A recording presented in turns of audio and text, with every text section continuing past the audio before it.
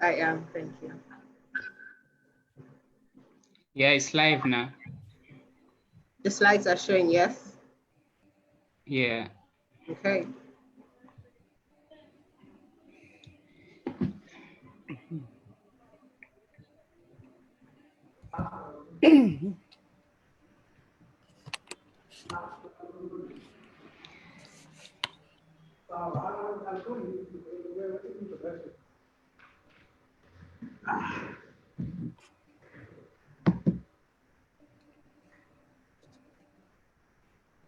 Mr. Daniel, Yeah, do I have permission to begin? yeah. You can begin now, Then. and I've also transferred the host so that you can be the host. Okay, thank you. Okay, please, before we go deep into the conference, I would like us to share the link to the Zoom link so people can join up aside from those that will be watching live on Facebook. That being said, hello and welcome to this special event, the conference that seeks to find solutions to problems we believe requires urgent attention, Africa's food sovereignty. I employ us to get our thinking caps on, our notepads ready, and most importantly, I invite us to be open-minded. Conferences like this are opportunities in disguise. I want to believe we do think that way. Once again, on behalf of the organizers of this event, I'd like to say welcome. Before we go into the conference proper and get to know each other, I'd love us to hear from the founder of this great organization, Mr. Daniel. We are ready for you. Hello, greetings everyone, and thank you, Bidemi, for hosting this program. Global Pan-Africanism Network is an organization to unite all people of African descent and also advocate for the rights and freedoms throughout the world. And we are also more interested in the economic empowerment of Africans. And we believe that agriculture is the backbone of Africa.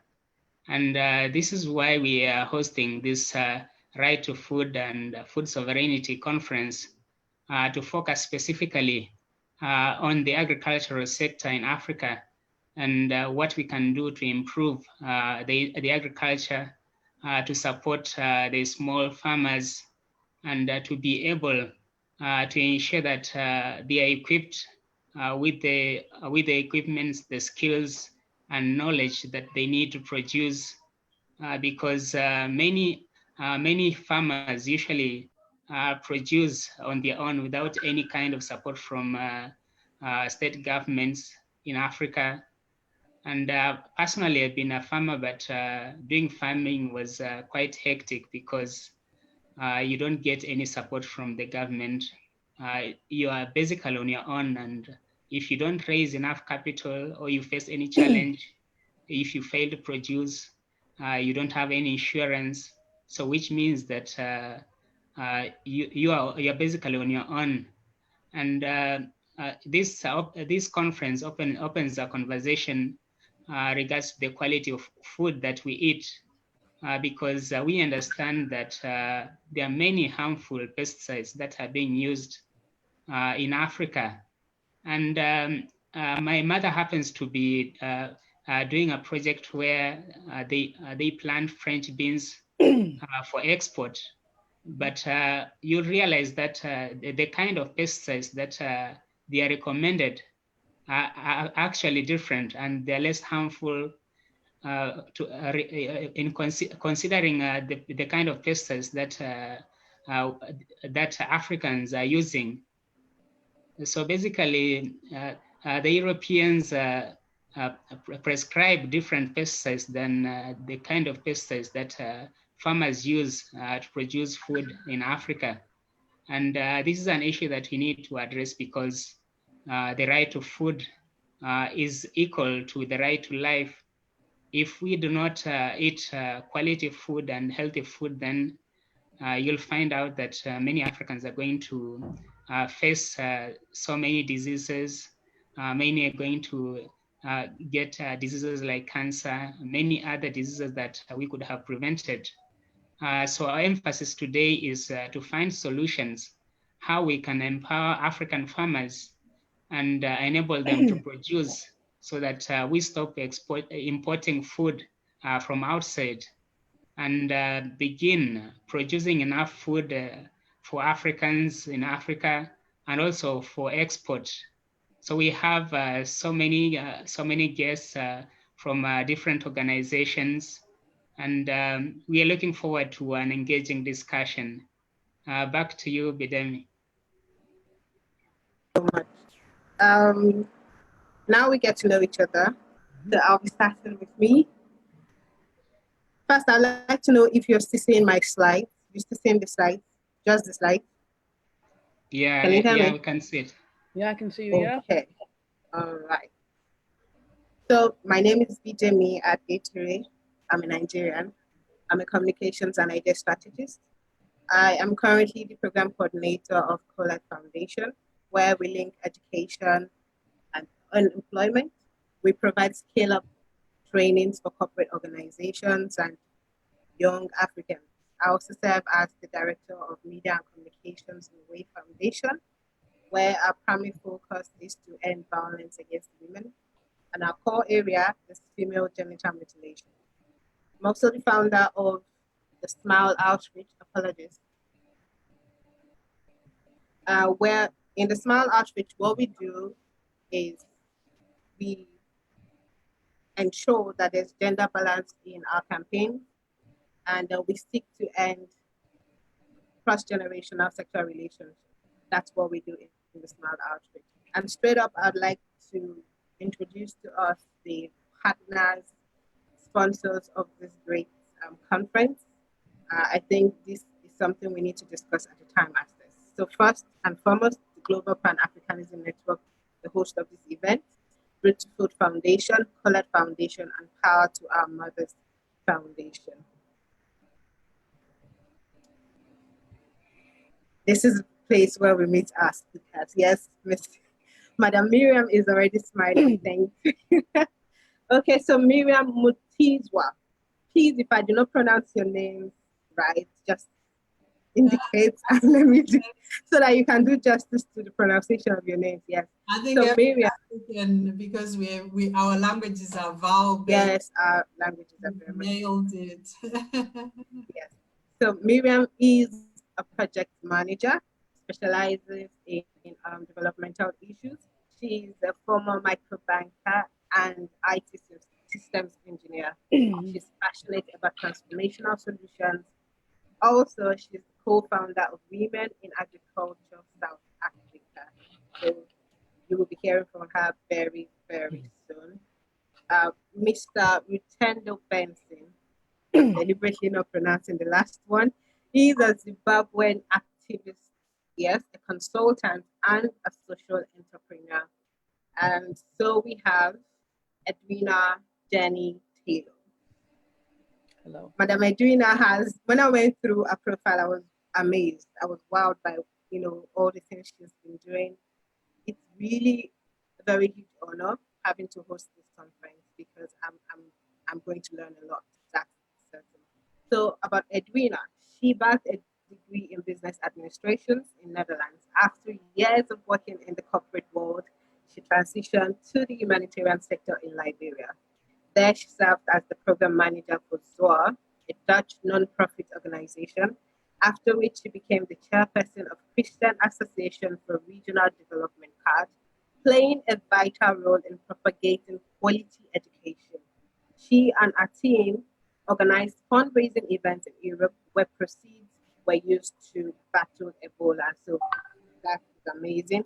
CAD Europe has opened 2 computer-free schools for young adults in Liberia and Sierra Leone under its program tagged Promoting Literacy.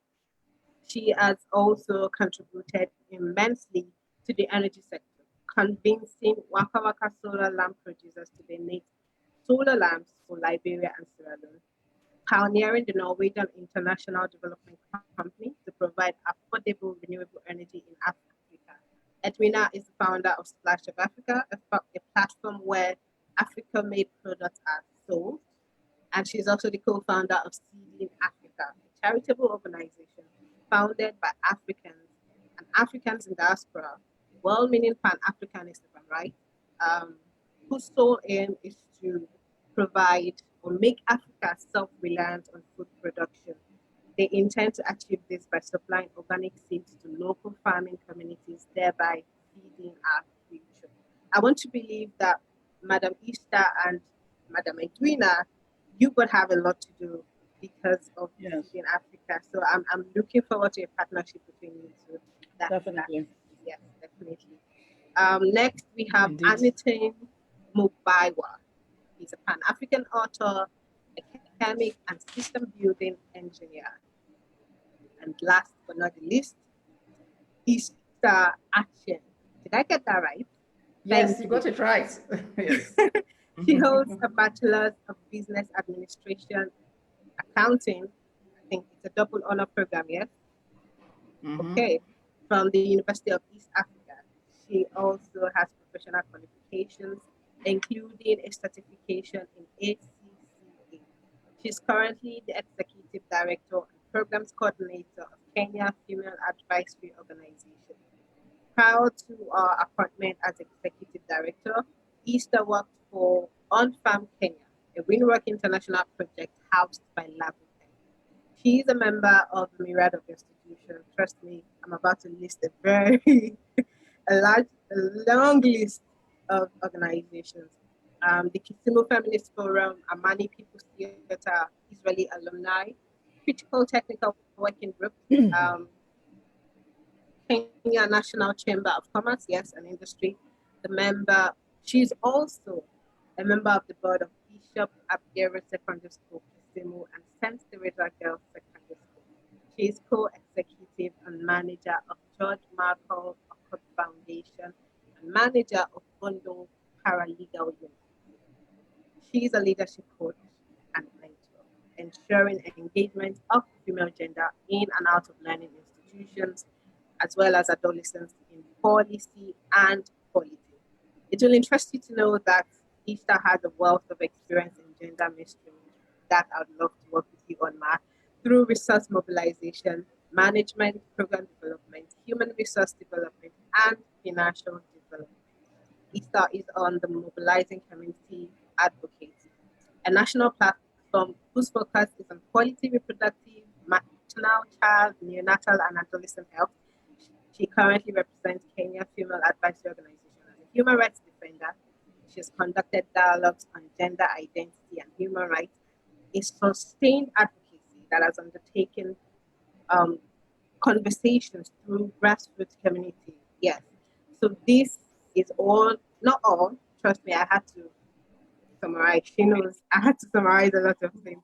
But this is, you are all amazing, and I can't wait to, get us talking about food security in Africa. And without further ado, I'll be asking a few questions, and each speaker can deliberate on this question.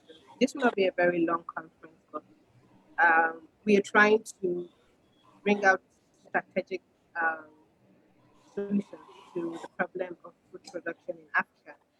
And as Madam Edwina, apologies, has worked on, we are trying to be self-reliant when it comes to food production. So we'll be talking about a whole lot of things. Food security is a very large phenomenon, so permit me to share with you the scope of our discussion. One of which is the impact of pesticides in the quality of food we eat, and measures that we can take to ensure food security in Africa. So whatever we're talking about, it's going to be within this. What is food security? I think we should start with that. Let's define food security. And I'm going to start with you, Edwina. Can you let us know what food security is? And then we go to Miriam. Okay, I'm the type of person, I like to simplify things and bring it down to the level where everyone can understand. For me, food security is when you know that you can go a whole day without being hungry, where you have access to good food, you have access to organic food, for it not only for yourself as a family, but also for your community and your country. And in this case, for Africa. That is what we don't have currently in Africa, food security. Thank you so much, Ma. Miriam, I'd like to hear from you. Thank you very much, Bidemi and Edwina. For me, food security goes beyond feeding the belly. Um, like Daniel rightfully said at the introduction, that Africa, ours, is an agroeconomy for the most part, if you look at generation to generation in past centuries. Food security is about our way of life. It encompasses everything. Everything is, I look at it from an agricultural perspective. There's the economy of it, there is the charitable side of it, and there is the business aspect of it. I may be not directly involved in the production of food, but in one way or the other, as a human being, as a living creature, I participate in the value chain of food.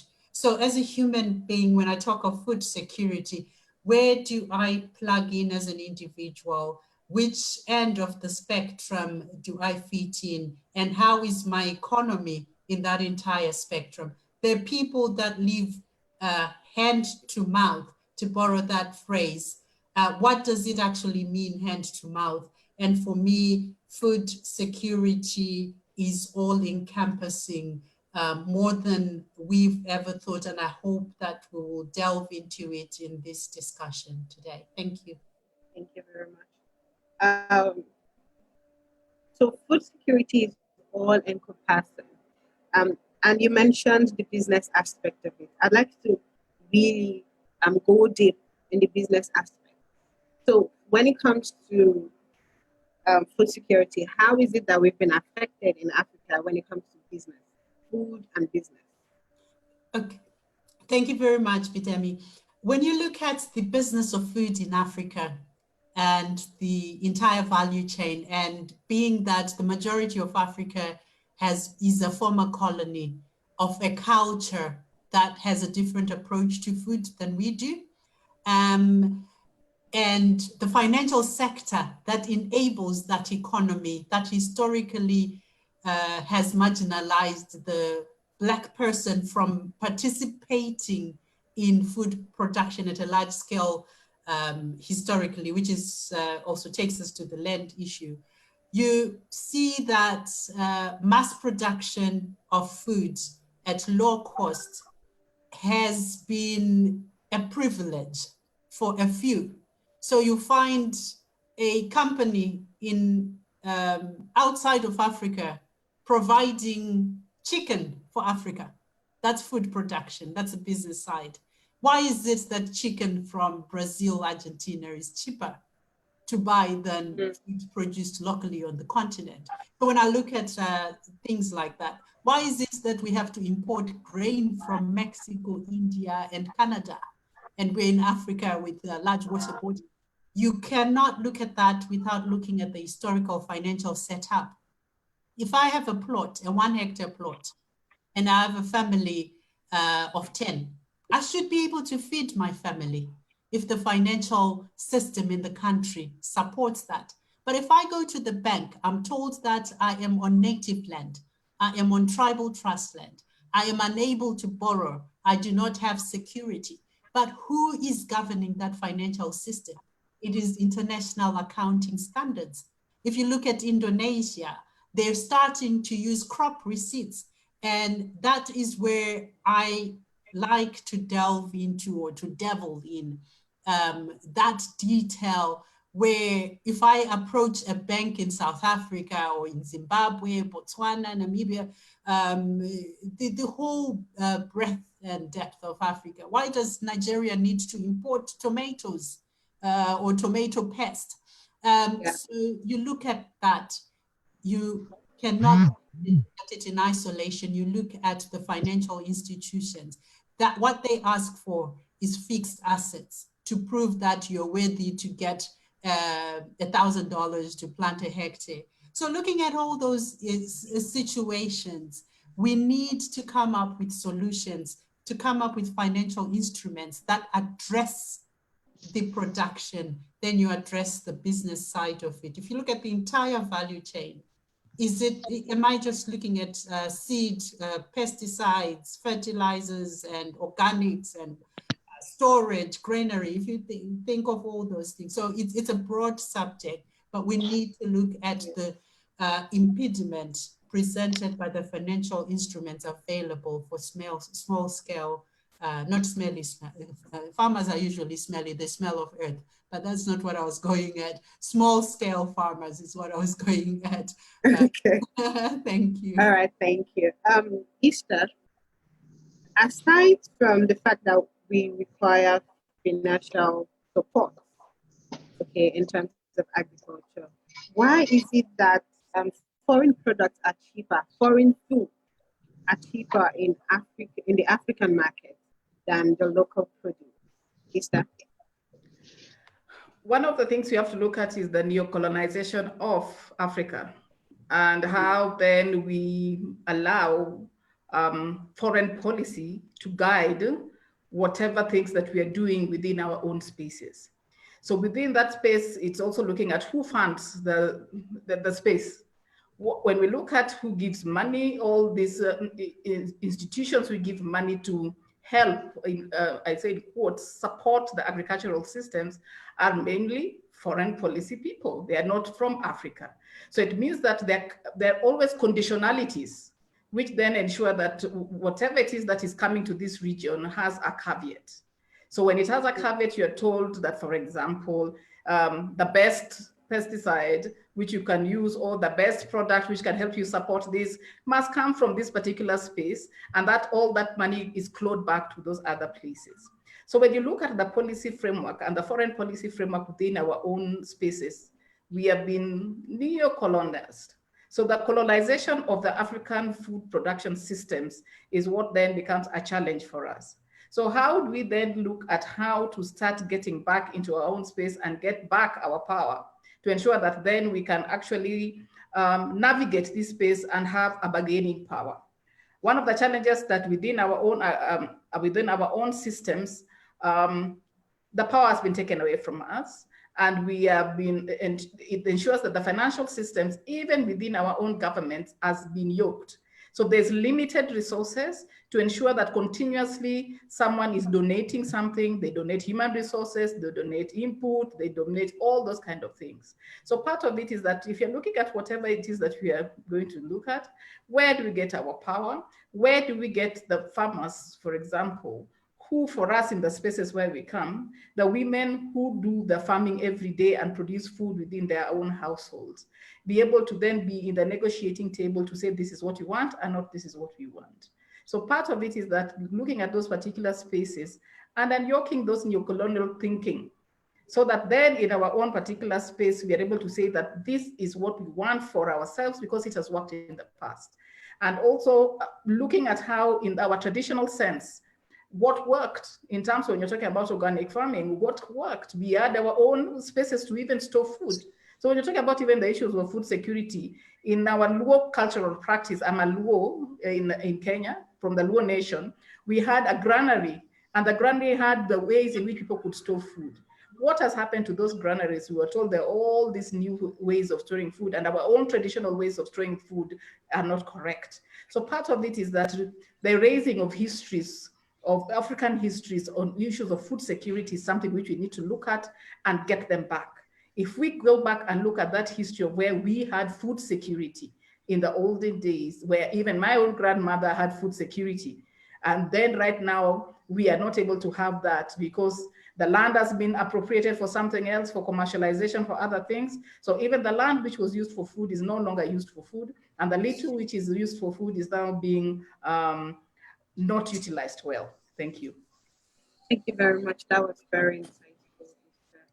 I believe Mr. Benson, Mr. Rotendo Benson, he's not online. Okay, how about Mr. Harrington? Okay. I just want to be sure, so I am not asking just three persons questions. Issues surrounding food security. I think we've already started talking about that. So to prefer solutions and measures, that we can take into consideration. I believe we must understand the causes of food security. Easter has mentioned neo-colonization. Miriam has mentioned lack of support. I want to believe from the financial institution. I'd like to hear from Edwina. What do you think is also a primary cause of food insecurity in Africa? Edwina, you are muted. I had it unmuted because I didn't want to get external sounds into it. Yes. One of the main issues of food insecurities in Africa, besides the ones that my fellow panelists have mentioned, is due to the fact of lack of support to the farmers. Also climate plays a huge impact on food insecurity, because in places, for example, like in places where you normally have good fertile lands, with lack of rain sometimes and bad weather, you cannot really bring a harvest through. But also the lack of support, uh, lack of training, lack of tools, input for the farmers. Most of our young people are also leaving the farming land to go to urban areas. So it's a lot of different factors. It's the pesticides, it's the support from the government, it's the input that the farmers need, is the climate change. It's the type of seeds we are getting, because we're getting a lot of manipulated seeds and not organic seeds. It's a lot of different factors coming into the whole thing of food insecurity in Africa. It's not just one issue. Yes, definitely. You mentioned seeds. Very soon we'll talk about it. It's also a lot of importation of foreign goods coming into Africa as well. Currently, Africa imports up to about 33 billion, spends 33 billion on importation of food already. So that's a lot. We are more into eating foreign imported food than our own locally grown food. We think that something that comes from the Western world is better than ours. But as our colleague said earlier too as well, the Europeans, they are telling us what to plant and what fertilizers to use. And then when we try to import our goods from Africa, out of Africa, sorry, to export it, there are a lot of problems in doing that. Like, for example, a friend of mine from Ghana, he had imported like 2 containers of his food. He's a farmer, to France, but he couldn't get it in because of the kind of insecticides that was used. So he lost a lot of money because of that. So you have many things. You have that issue. You have the local government officials not supporting the farmers, pushing these insecticides instead of promoting organic farming. You also have lack to access to roads to the market. Some farmers, I experienced that a lot in Liberia, where the will to farm was there. The people were farming, but they couldn't get access from the rural area to town to sell their produce. Once I had to buy all the tomatoes and the cucumbers from this farming community, and I took it myself to restaurants in Monrovia to sell it for them, because if a farmer keeps losing their crops because of lack to access to the markets and everything, it will serve as a demotivation for them. So it's not just 1 or 2 factors, there's many different factors that plays towards this. Food insecurity in Africa is something that we need to tackle all aspects. I feel this is an urgent matter. Thank you. This is very serious. This is a matter of urgency. If care is not taken, we'll probably not have farms anymore. Meanwhile, the Western world that we are so bent on taking and emulating their culture actually are deliberate about farming. They are deliberate about food production. I think Africans need to consider that as well. Thank you very much, Edwina. I just got information that Mr. Rotendo is on board. Sorry, I'm trying to. Okay.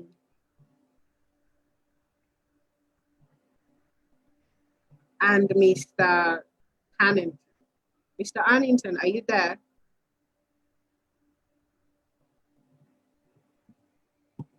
Mr. Daniel, please check. I think I've made you host now, so you should be able to. Thank you. Okay, all right. so let me try to see if we can stream to YouTube also, but if it doesn't work, then we have to stream on Facebook and then transfer and then upload the video later. Okay, thank you. So the effects the consequences. I would love us to look at this short term and long term. What are the immediate effects of this problem that we are overlooking? And what are the long term effects if we do not implement the right solutions, if we don't do what we ought to do and salvage the damage that has been done? I think that makes sense. So, Mr. Rotendo, I am of the opinion that you're online. I'd love to hear from you, but I'm not seeing you here. Mr. Harnington. Okay, Ishta, I'd like to hear from you. Short-term effects of this problem, food insecurity in Africa. Let's use Kenya as a case study. One of the effects, which is contributed to by one, corruption in our own systems, is that one, the nutrition of our own children has been affected. Because when you don't have good quality food going to the markets, it means that the kind of food which then comes out to children is not good food. Mm-hmm. And it means that their nutrition levels are terrible. So we look at in our own spaces where in Africa, where we used to have the issues of malnutrition in children has become very high. So when you look at even within the health sector, where you go to the health facilities and you have all these wards having children suffering from malnutrition, is because they're households which do not have adequate access to food. So that is one of the areas when we look at the issues of food security. For me, also food security looks at the ability for one person to be able to produce, have enough for your household, if you're a subsistence farmer, and if necessary, take some to the market for you to be able to exchange for something else. We find that the people who produce the same food are unable to eat the same food. It means they're just producing it for commercial purposes. So one of the challenges that we are having within our households is that we are not food secure in our own households. And the cost of that is that within our own particular spaces, there is also what we call gender-based violence. Because if you're not going to have enough food in the household, the issues of gender-based violence then arises within these particular households where children are hungry. And unfortunately, in the space where we are, particularly during COVID-19, what happens is that in spaces where there's violence, the supposed head of household will want food. And if it is not there, what happens is that the violence is perpetrated against the household, that is the wife, and then also against the children. In one of the households in Kisumu, when we were responding to the issues of COVID-19, one of the challenges is that children were saying that when the father was coming into the household, the father was taking away food from them, and the mother could not speak. So in terms of the Sustainable Development Goals, that goal towards zero hunger, unfortunately, we are hurtling very fast towards hunger.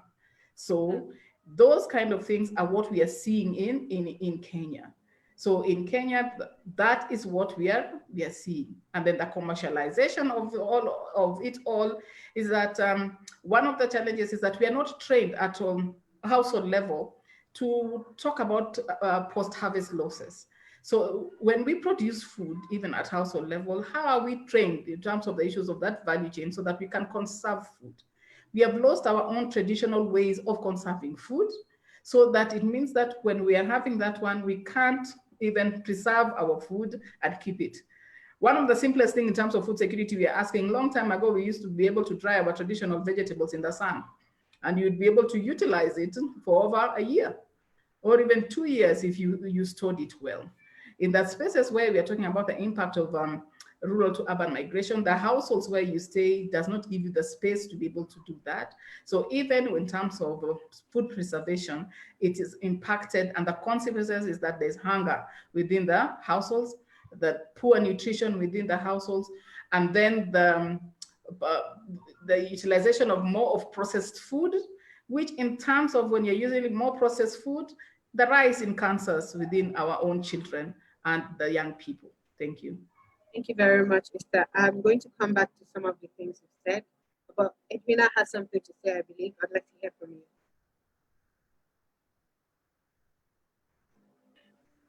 I wanted to mention something regarding more of promoting food security in Africa. I know that we have a big problem with food insecurity in Africa, but I like to look all the time to look forward as to how we can turn that into food security in Africa. One of the target people that we tend to forget a lot, that's the youth in Africa. When there's food security in Africa, not only will it feed our bellies, but it also improves economic stability in Africa. It provides jobs, it provides a cleaner community, it provides a happier children. The youth have a reason to go to school, they have something to do, the parents have work, they can take care of the children. But long story short, if we focus on the youth, it will limit such issues like young people trying to take that long, dangerous trip to come to Europe on the boats. They leave Africa because they have nothing there to sustain them. In their various countries, they have no jobs, they have no means of security, they have no economic and no way of surviving. So they think that the grass is greener on the other side. So they take that risk. But if we had food security in Africa, in all countries in Africa, they will not have any reason to go, because food security, it brings towards good education. It pulls in a lot of different factors from all sides. So we need to remember and we need to keep in mind that whatever we decide or we think is best for Africa in regards to food security, we need to prioritize and make very important our youth, because they are the ones who will carry on for us. Thank you very much, Edwina. Yes. I would love to say something, but before I say anything, I'd love to hear from Miriam. Miriam, what would you say at the long term? Because I notice you speak from a broader point of view. Right. Meanwhile, Easter is more of she's a community person. She wants to see community development. I want to see community development actually, because I believe if communities are growing, then the nation is growing. Okay, but I would love to hear from your point of view, because you seem to have that. Thank you very much, Bidemi. Yeah, I agree, and as well as disagree with my esteemed colleagues in terms of the human being. Why I come into the economy of agriculture, I see that the entire world is about the economy of agriculture. If you look at the supermarkets at the advent of the COVID-19 pandemic, shelves were cleared out because the first thing that someone thinks of is about, is my tummy going to be okay? If I'm going to hide under this cave while the war carries on or whatever carries on, am I going to be okay? Is my stomach going to be okay? It's not about, do I have money in my account and stuff? And then you come to what Edwina has pointed out, that if we are food secure, then we won't go on the boats. I think for generations, the human being is always aspirational. They'll always migrate for one thing or another.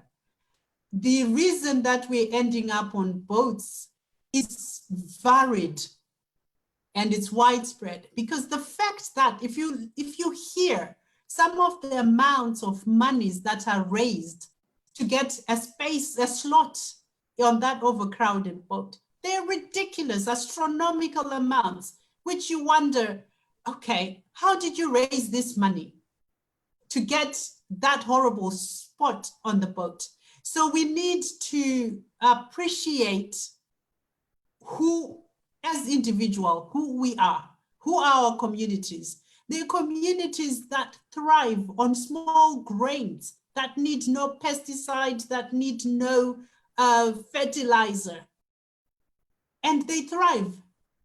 But like Easter highlighted earlier, that's an economy that has been reauthored, recalibrated. I've got a video somewhere of my grandmother who, God rest her soul, she passed on at 102. But she was one of the growers of small grains. And she said to me, of all the things that you will do in the agricultural sphere, make sure you grow small grains, because everybody wants small grains. They're used for alcohol, they're used for nutrition. And it was at the height of HIV, and these small grains are commended by health professionals as nutritious foods. So there's a lot of reason why we're not, and one of that is knowledge. Where do I fall in as an individual? In the knowledge space of agriculture, in the knowledge space of my stomach. If you look at a Western supermarket, it's got the varied range, it's got the organic, it's got the GMO. What product am I picking as an individual before I even go to blame the government support? Because whose government? Government is instilled by me. Who do I vote for? Who's got my interests? Edwina highlighted a very critical aspect of climate change. What am I doing as an individual towards mitigating the things that face me in climate, with regards to climate change? Am I further damaging the river? Am I further breaching the environmental safeguards that are in place? Am I adapting to the changes? Our forefathers before us could tell the weather from months away.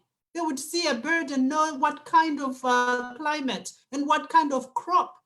They could do that. So how much am I interested in as an individual before I even go for prescriptive food security issues? So when I look at the effects and consequences of food insecurity, they stem from knowledge gap about what I want. What is the Africa that I want? Do I want an Africa that imports? What is my contribution to that conversation about importing?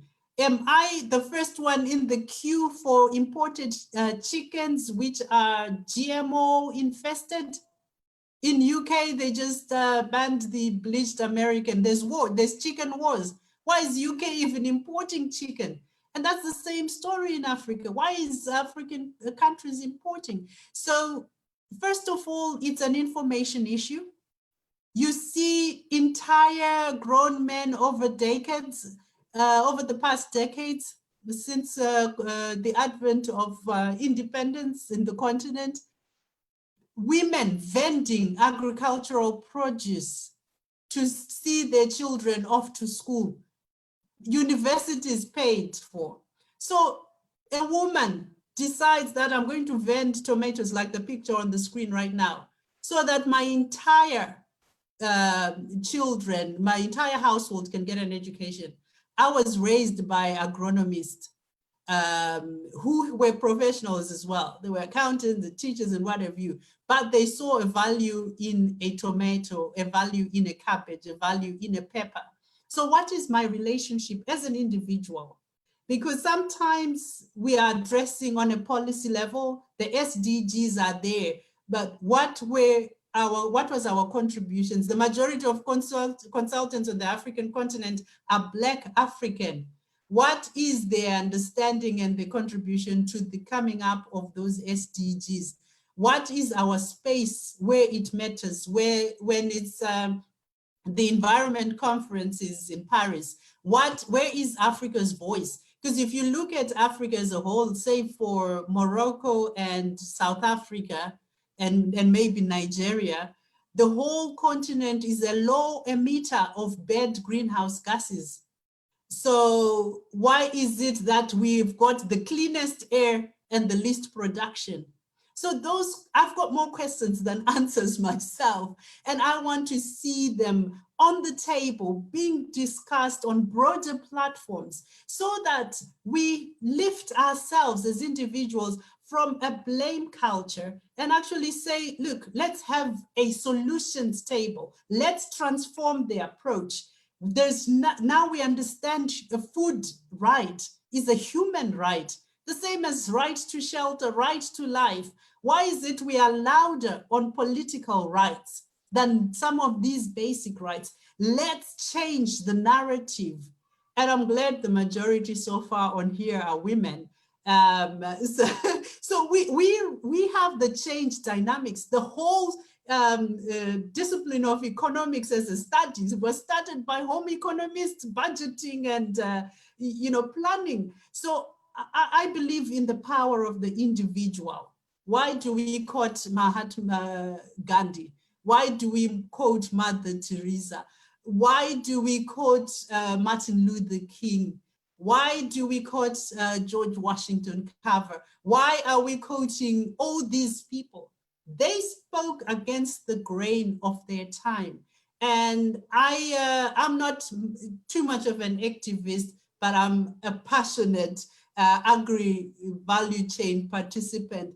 And I want to see the conversations coming to the fore. And I'm really glad for Daniel and team for having these platforms and initiatives to run with it. But let's understand the individual need. What is it? Sometimes it's just, I want to go and play basketball. I'll get a boat and then I'll get to France and then I'll get to America. Somehow that could be an individual's aspiration. I just want to be in football country.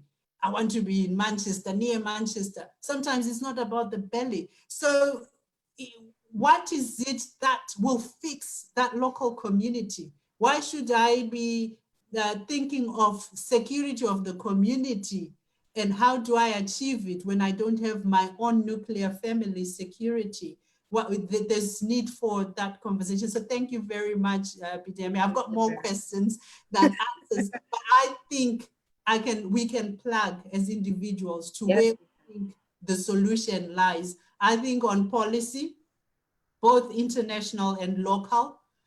Who does our politicians listen to when that policy is being drafted? How much is a granny in rural areas listened to, who's lived through decades and who's seen the changes in the climate? How much are they listened to when they contribute to the conversations, or is that platform there? We don't work in isolation. The community keeps occurring in our conversations. How is that community at the very lowest level of distribution of wealth? How is that community considered? Thank you very much. Thank you. Edwina, I know you want to say something, but I wanted to hear what Miriam had to say before I said something. We're still talking about the effects and consequences of food insecurity in Africa. Part of the things we do in the Small Outreach is seek to end cross-generational sexual relationships. And over time, during our research for the campaign we're about to begin, we found that cross-generational sexual relationship happens more between girls and older men in exchange for food. It's not just young girls as young as 9, 10 in my country are willing to have sex with an older man in order to get food. So it has gotten that bad. And I don't know, I feel the long-term consequences are already happening. If a young girl of 10 can do that just to get a next meal. So what is she going to do tomorrow? Because definitely it looks like the possibility of getting food the next day is not there. So how many men will she have to have such sexual relationships with? Meanwhile, they are doing this without protection. So there is a problem of adolescent health.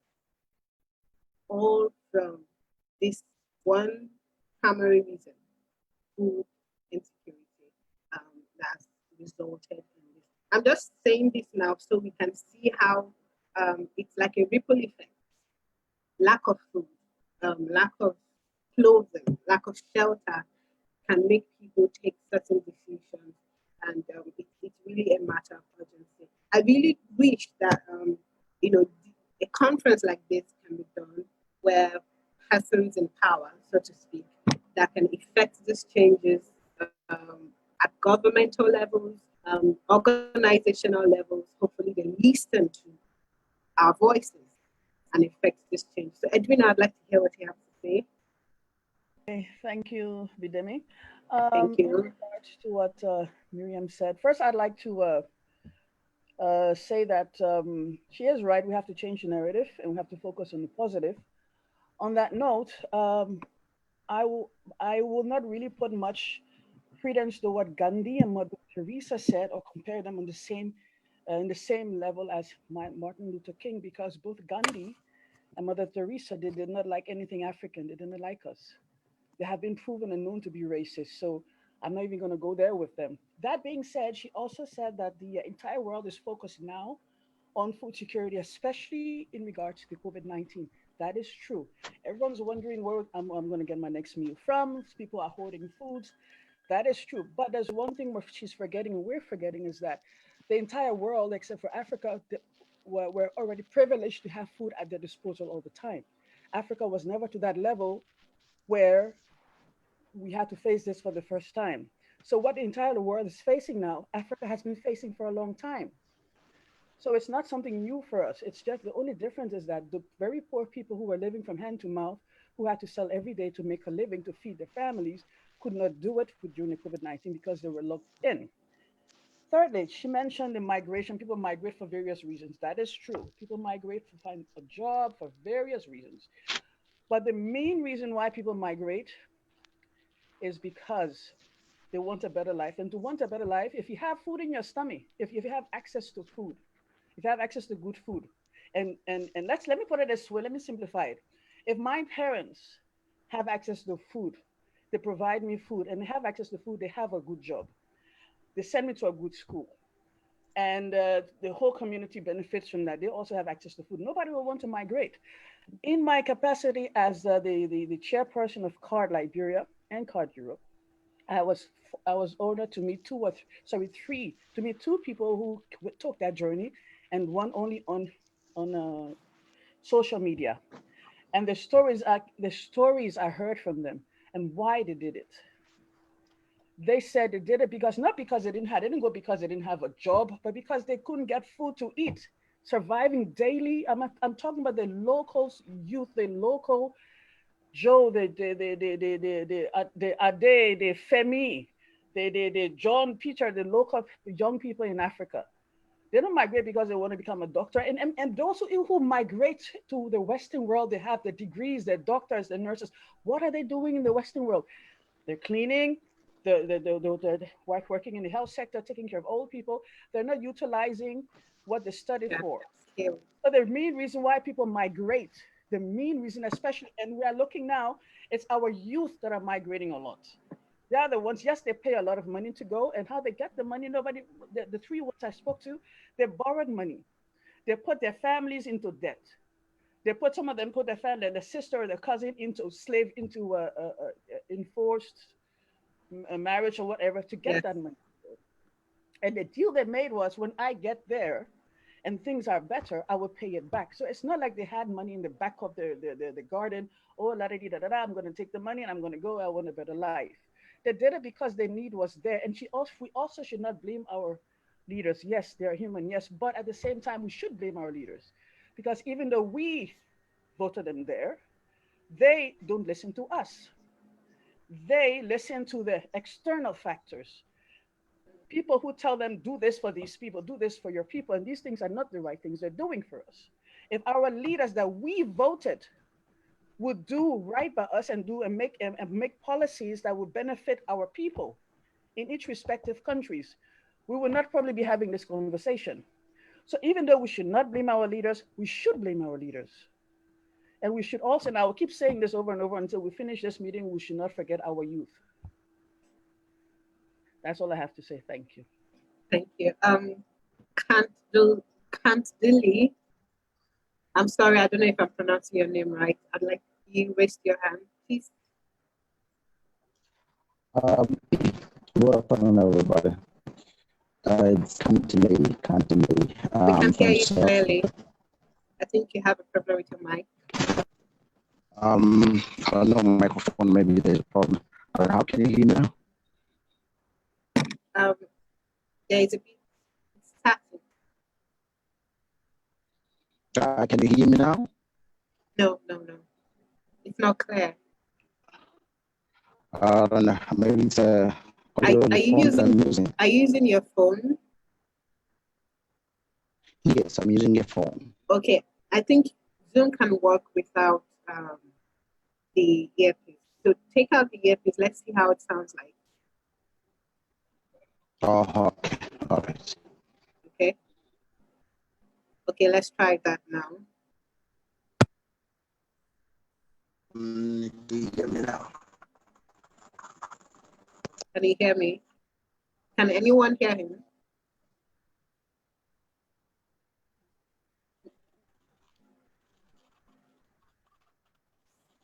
Try. Am I clear now? No, you are not. Try. Please log out and log in again. You're not clear. Log out, log in again, and then we listen to you. Okay. It's still not clear. I'll do that. Yeah. Thank you. We'll be waiting for you. Okay. We've talked about like my notes. Full. Edwina, you mentioned thousands of youth leaving their country to the West.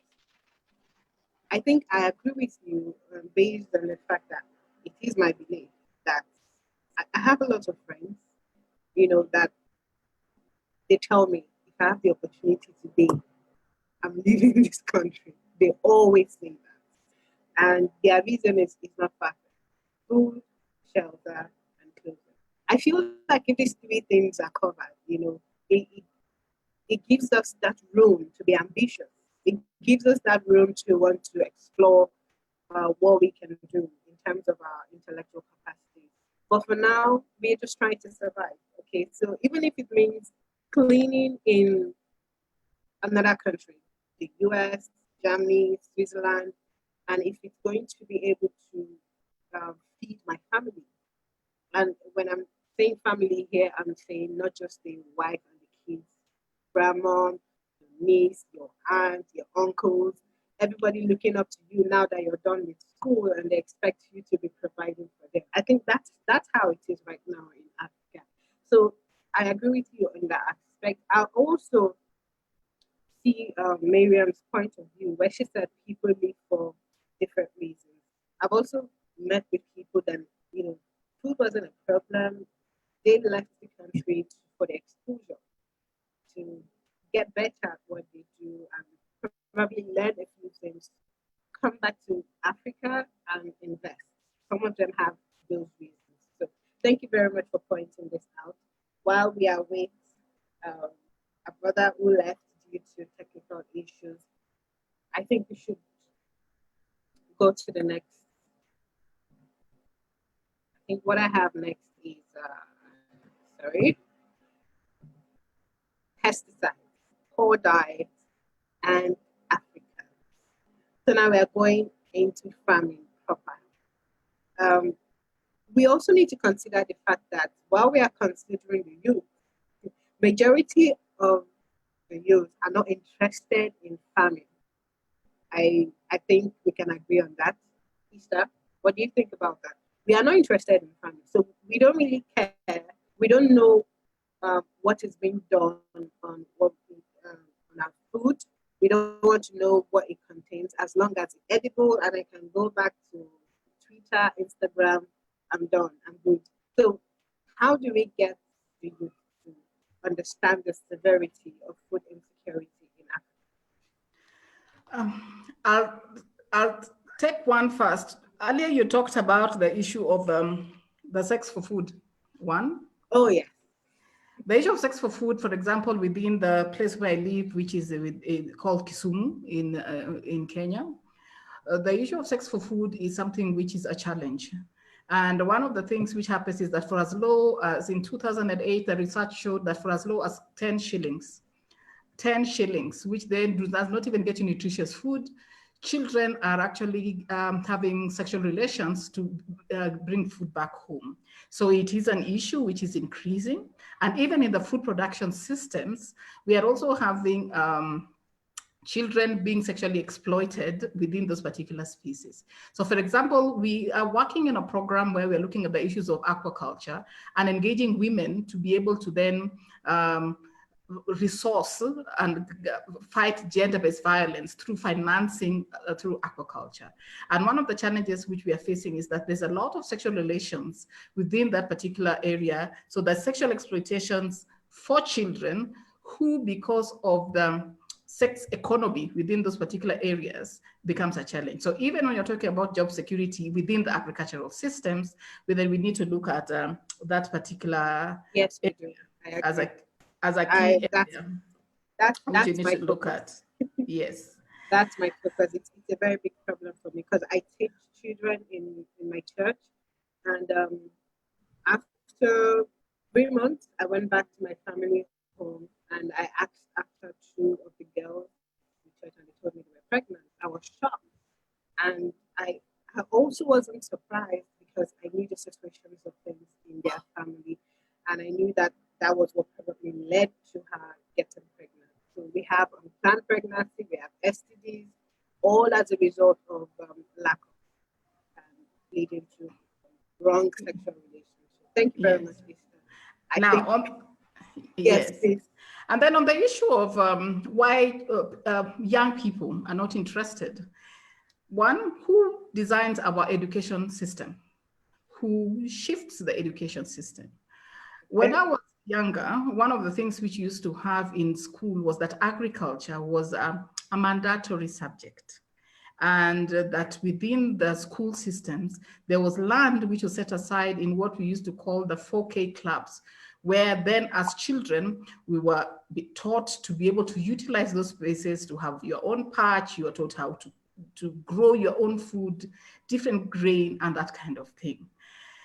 But when things shift in terms of the curriculum, somebody is interested in ensuring that one, the African curriculums are no longer looking at agriculture as a subject. It is no longer a course which is being taught to children. So children never get to hear about these kind of things within both primary school, the lower primary school level, and within the secondary school level, unless there is someone within that community who is interested in engaging children and young people to engage in these particular spaces. So particularly, we look at one, is our framework in engagement interested in engaging the younger generation to look at agriculture and agricultural systems as a way of life? I think not. So the curriculum where, because unfortunately for us, for example, in Kenya, children are perpetually in school. The curriculum has changed where after time you're particularly in school. But then the subjects which then are engaged on at that particular level have been shifted. So where, for example, for us who were able to study agriculture as a subject in school, that one, it has been removed from the curriculum where you don't have to study it as a subject, but you study it as an optional subject. So from there on, within the space where you are able to learn, it is being removed from that learning system. And then the way we enculture ourselves, we look at what is called white collar jobs, where we always tell our children, and even our books tell children that the best thing that you can do is to get some white collar job. The books do not tell children that actually farm work is actually good work and that you can actually work within the agricultural system. So when you look at the way curriculum is shaping the thoughts of children, is you're told that there's what type of jobs are good for successful people. So the way our thoughts are shaped at that particular level means that children never learn that you can actually be within a certain space and become quite successful. So that is left for certain people. And so that means that they never learn. But in other spaces, in public schools, and this one happens quite a lot in public schools. So for us, in the public school curriculum, it is the way people are being encultured to think about agriculture. So it means that in public schools, even the spaces where there used to be demonstration sites, those sites are no longer there. Where children would be able to participate in these particular spaces, those spaces are no longer there. And then we look at it at the policy level, where even there used to be agricultural resource centers where people could go and learn, where young people would go and learn about the stuff. Those places are no longer resourced. So there's a calculated way of ensuring that we do not engage younger people, in my opinion, about their engagement. So it starts from right when somebody is a child. When you're an adolescent, it is re-emphasized when you're in secondary school that it is not something which is important. look for these white collar jobs, and what is the white collar job and what is a blue collar job, where you look down upon certain kind of things. That blue collar is not it is for a certain class of people. So those classifications is what then ensures that younger people are no longer interested in this particular area, because there's something which is constantly being reinforced. So the culture of unlearning this is something which is very important, to ensure that we unlearn about how the narrative is being, people are being conditioned about certain things. Yet these are the same in terms of it, the people then utilize the same spaces for their own benefit. So part of it is that, for me, is why, if we want to engage with the younger people and include them within the conversation, let us refocus what they learn socially, because socially, what do we tell them? In terms of what they learn through music, through stories, and all those kind of things. Let them learn about the stories of what we look at in terms of the issues of food systems and the agricultural systems, and then also learn through the formal systems, and then push that agenda within the education sector policies within Kenya and other spaces to be more inclusive towards agriculture. And then people will get interested in it. Thank you. Thank you so much for that. That was beautiful. I'd love to say a few things, but I can see Mr. Kant the Lee is back on. So let's hear from you. And after that, we hear from Edwina.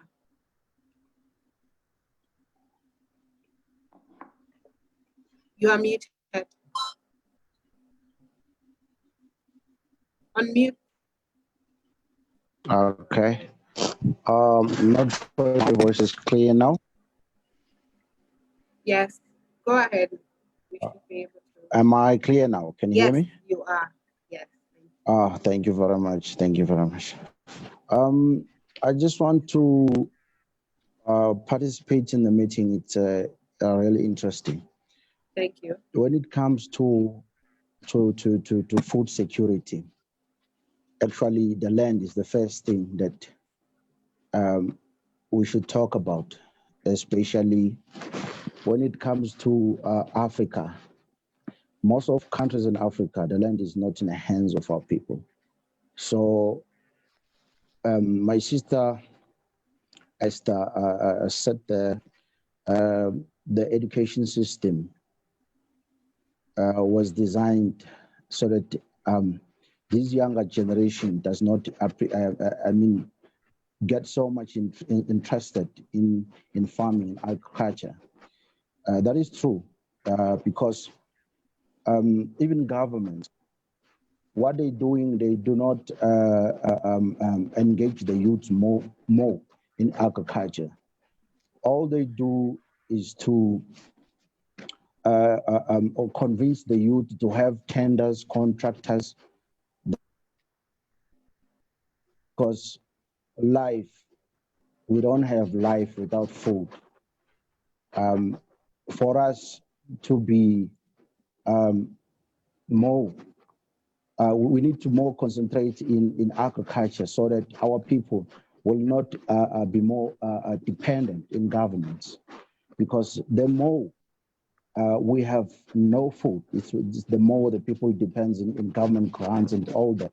But if our people, it's the culture for them to engage themselves in agriculture, then we won't have the problem of poverty, that shortage of food, and those kind of issues that we have in our societies today. But I really have a concern when it comes to the African leadership, because it was supposed to be in schools that our children learn about agriculture, and that our children actually get more interested in agriculture. But in our schools, they learn more about being in offices, being doctors, and all that, which means which those things doesn't give us a reason to live totally, because we need our people to understand that the land, we must have a land, and what to do with our land. And we cannot get a land and then we build tracks or build houses at the end of the day, we don't have food. So the more we see the problems, especially in our continent, we need to discuss issues about how we transform the education system into a system that can help us convince the youth to engage themselves in farming.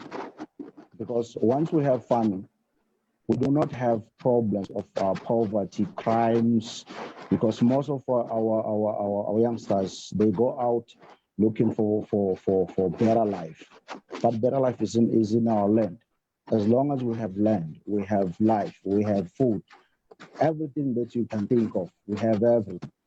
So my problem, as I said, our leadership,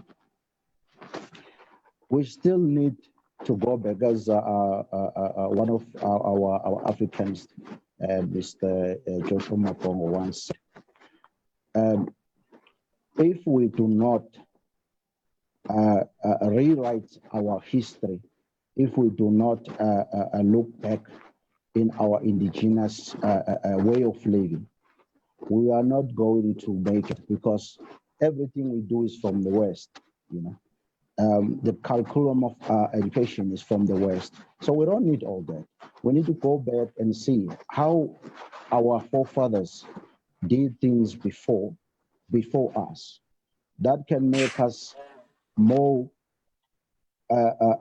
independent than what we are today, because we need to make sure that our generation understand that poverty is caused by being dependent. Once you are independent, the poverty is nothing. So yes, we need food, but let us not talk about it, but we need to go back and rewrite our history. We must transform the education system. The agriculture, it's one of the things that we need to look at when we are reforming the education system. We do not have much time. I would have loved to hear much from you. Madam Edwina, yes. What was the question? Yeah. Sorry, I was trying to fix my Google. My browser was falling apart. So okay. You want us to say something, or you want me to ask the question again? Oh, I just wanted to say one thing, and if you have a question, feel free. My suggestion is that it would be nice if you could plan another conference on how to achieve food security in Africa. Okay, we'll take that into consideration. Solution that will be focused on solutions. Of course. Easter. Can I add a point? Okay, let's hear from you, but you have just 2 minutes. Once it's 2 minutes. Much. I just wanted to weigh in on the point of why youths are not interested in agriculture and food production. Okay. And we are looking at a number of issues and away from what other colleagues have contributed to, which are very valuable. But I think there are a lot of underlying causes and issues that needs to be addressed. One of which are the stereotypes, which have been kind of perpetuated around agriculture and the interrelations between those stereotypes and the youth. Because most times youth have been made to believe that agriculture is the work meant for people who are poor and people who are supposed to be staying in rural areas where there is no development. And that has kind of influenced their mentality in terms of going to look for white collar jobs, like it has been said.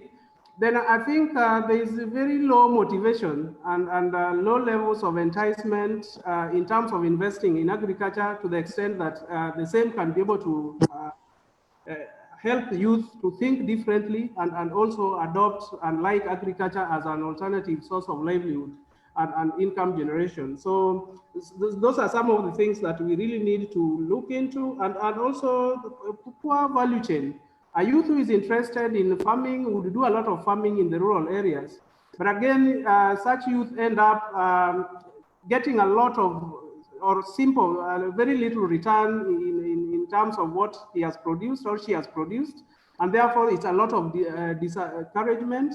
to the extent that they give up very quickly. So if value chain could be invested in to the extent that the youth would be able to get a good package for their investments in agriculture at rural level, then it means that it would be a motivation moving forward, and many youth would be able to adopt and like farming in rural levels. Then it's also perceived in other contexts, like farming is some sort of form of slavery, particularly in the rural context. So if you are doing a lot of farming, then people see you as somebody who is really not investing a lot of his or her time in an economic venture that can give you a lot of productive work and also income. So those are some of the issues, and also the issue of climate change.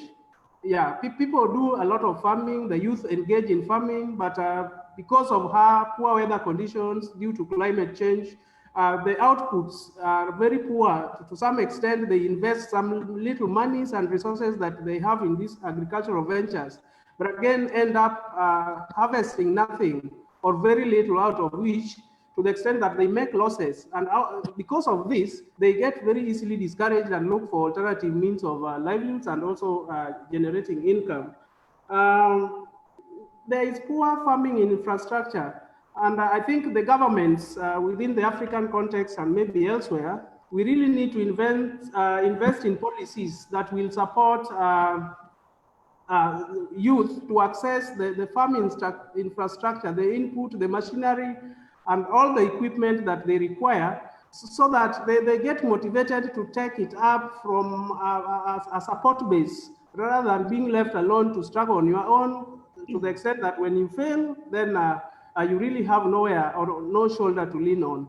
So I think those are also some of the dynamics and issues that really discourage youth from participating or venturing in farming activities within the African context, and particularly based on our experience with the rural youth. It's a lot. There are a lot of issues around the dynamics that I've just shared and mentioned. Thank you. Thank you, Mr. Daniel. Thank you very much.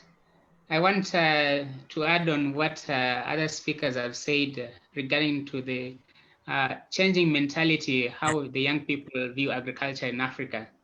This is a very huge problem. When people see that you are involved in farming, they think that you are uneducated and you are very poor, and this is why you are doing farming. So we need to change this mentality.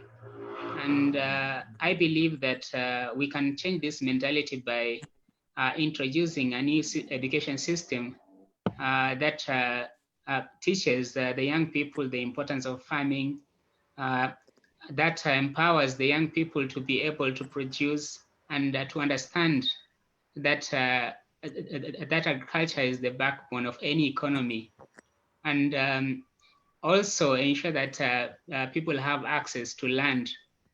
Because without access to land also, it will be a limiting factor, or who is going to do farming.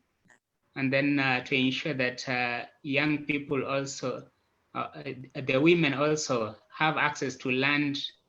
In African customs, there are cultures that limit women from having land. And these are issues that need to be addressed to ensure that the women are able to access land. And at the same time, we need to ensure that we have agricultural extension services so that farmers can be able to have a support system where if they do something wrong, there's someone who will tell them, you need to do this and that. And also, we need to ensure that farmers get access to the farm inputs and make farming very attractive. Because without making farming attractive and make it a profession, then it will be very difficult to convince young people in Africa to do farming, because many will be looking at going to urban areas to look for employment, forgetting that farming is very important in Africa. In order to empower the Africans economically, it's very important for us to focus on ways in which we can improve farming in Africa, ensure that we support the small-scale farmers, because if they are able to produce, then we are going to solve the issue of constant hunger and starvation in Africa and create the kind of Africa that we need. Thank you, Bidemi. I think I'll stop from here and then we can get others to also contribute. Thank you. Edwina, after Edwina, I'm seeing someone else. Ikeke. Yes, please, you will speak after Edwina has spoken. Thank you. Okay, thank you, Bidemi. What the former speaker mentioned about our African youth not being that much interested in agriculture, that is true, but you also have a lot that are also interested. In my capacity as the co-founder of Seeding Africa, I have had the humble experience to meet and speak with many youth, and I can say very confidently here that in almost all of Africa, let's say half of it so far, I can get up to 200 because we're focusing on getting 200 youth per country, excluding the 3 communities per country we're going to do to provide, to do seed and to do farming agriculture programs in these countries in Africa, all 54 of them.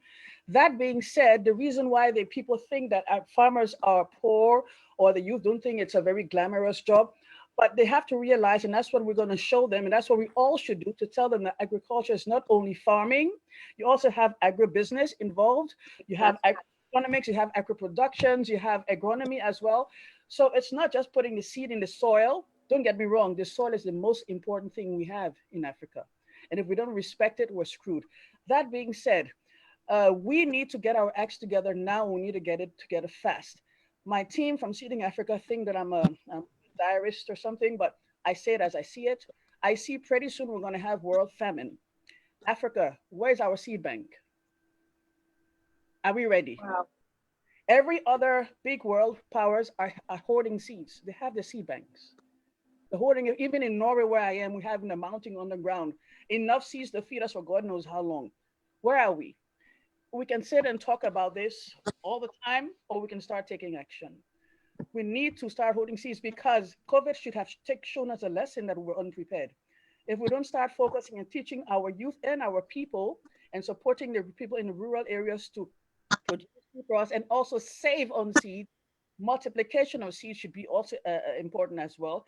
And show and then make sure we train our youth in towards the business of agriculture, economics, agriculture, and everything. We're going to be caught with our pants down. So we can either just sit and think on what are the problems, or we can think on the solution, how we're going to work towards it. Because I don't know about you guys, but I want to go back to Africa, and I intend on going back to Africa. And when I'm going, I'm taking a whole suitcase or 2 suitcases full of my own personal seeds, organic seeds, that I'm going to grow aside from the project that Seeding Africa is doing. That's it. Okay. Mr. Daniel just said Africa does not produce its own seeds. Yeah, we don't hold seeds. We don't produce our own seeds. Well, we can. We should start doing that now. Because if we don't do it, and when the famine comes, who do you think is going to control the world? We're going to go back into colonization again. That's what's going to happen. Okay. Praying and everything is fine, but even God said that you can pray, but if you don't go outside to find a job, the job's not going to come knocking to your door. We have to be pragmatic here and realistic. BKK, rather, Simon, I'd love to hear from you, after which we would gladly love to hear from Mr. Huntington. Are you there, Simon? Okay. Mr. Huntington, welcome. You are muted, okay? Okay. Well, thank you very much, the organizers of this conference. I'm sorry I was a little bit late. I miscalculated the time difference here. I'm in California, San Diego. And I joined in the middle. I just want to say, introduce a slightly different way of looking at everything. And I think that we should cease looking at Africa as it is and look at Africa rather as it can be. I wrote a book called The Riot Act, the African Master Reset. third world modernization Bible. So what the book is saying, we are resetting Africa afresh, and we need to modernize Africa. I think when we say the youth are not interested in agriculture, I'd like to offer an alternative worldview. You know, youth, anybody in any culture behaves based on the environment around them. And we can package the youth the way we want. I think we need to look at Africa from all this, every process, whether it's agriculture, whether it's industry, we need to look at it from a wholesale continental planning process, where it must be attached to us looking at what is the new Africa going to look like. And you know that in any transformation, we need to modernize Africa, we need to transform Africa. And therefore, we must start from one point. I mean, you know, when we talk of Africa, do you know, I mean, in my own mind, Africa doesn't exist because we're not united. African Union is not united us. So when we look, we need a new vision, a new narrative, a package for the youth and driven by the youth. As I always say that Kenyatta says, our children can learn from our history, but we need to be architects of the future. That is why I put together this manual.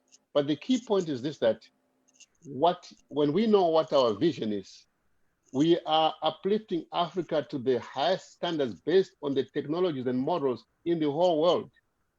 Daniel said we need to create new education system. Correct. It's part of it. Everything that we're going to do is going to rest on our ability to educate our people, not only academically, but in professional skills, in vocational skills. Every child, by the time they are 16, they must be master farmers. Amen.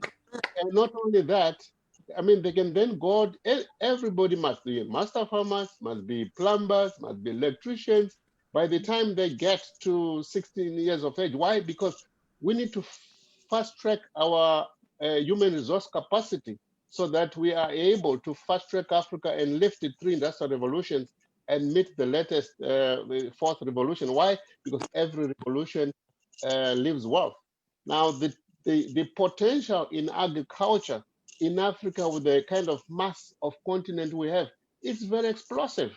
We could almost survive, the whole of Africa could almost survive on agriculture alone, you know, if we package it properly. So I think that we should look at it. Let me put it this way: the way I structured a process for the transformation of Africa is through what we call a 5-3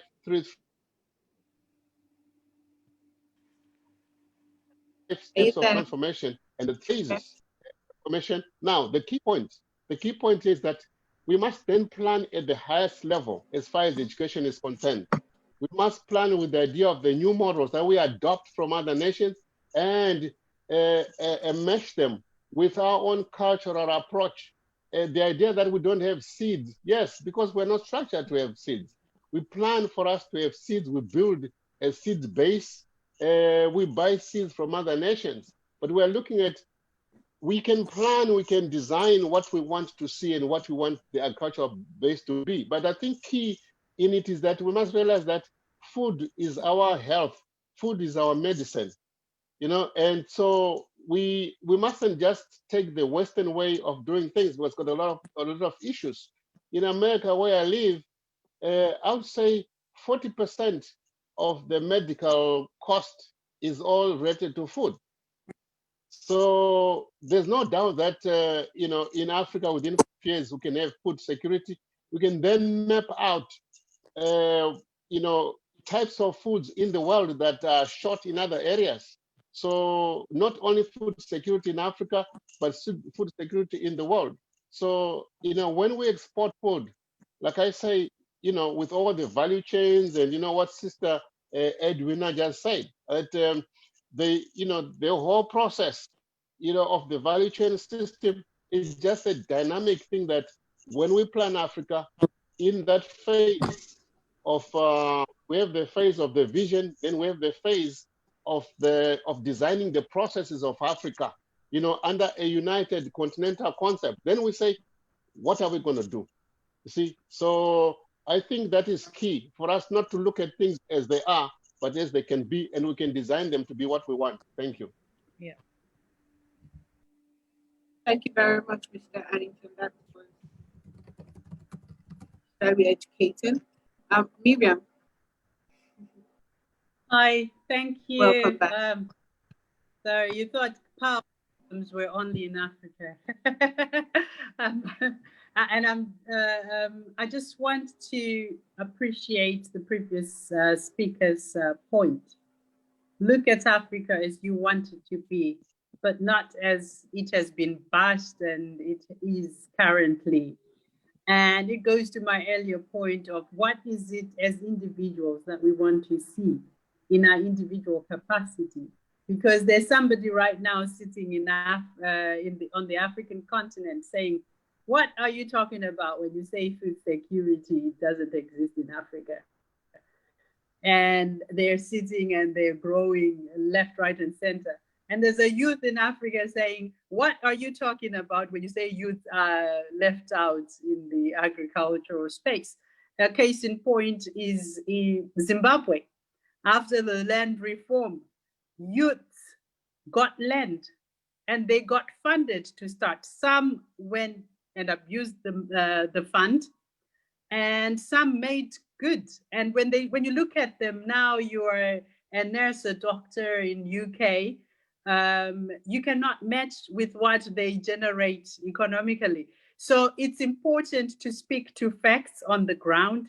And like the previous speaker said, there is no Africa yet because there's no unity.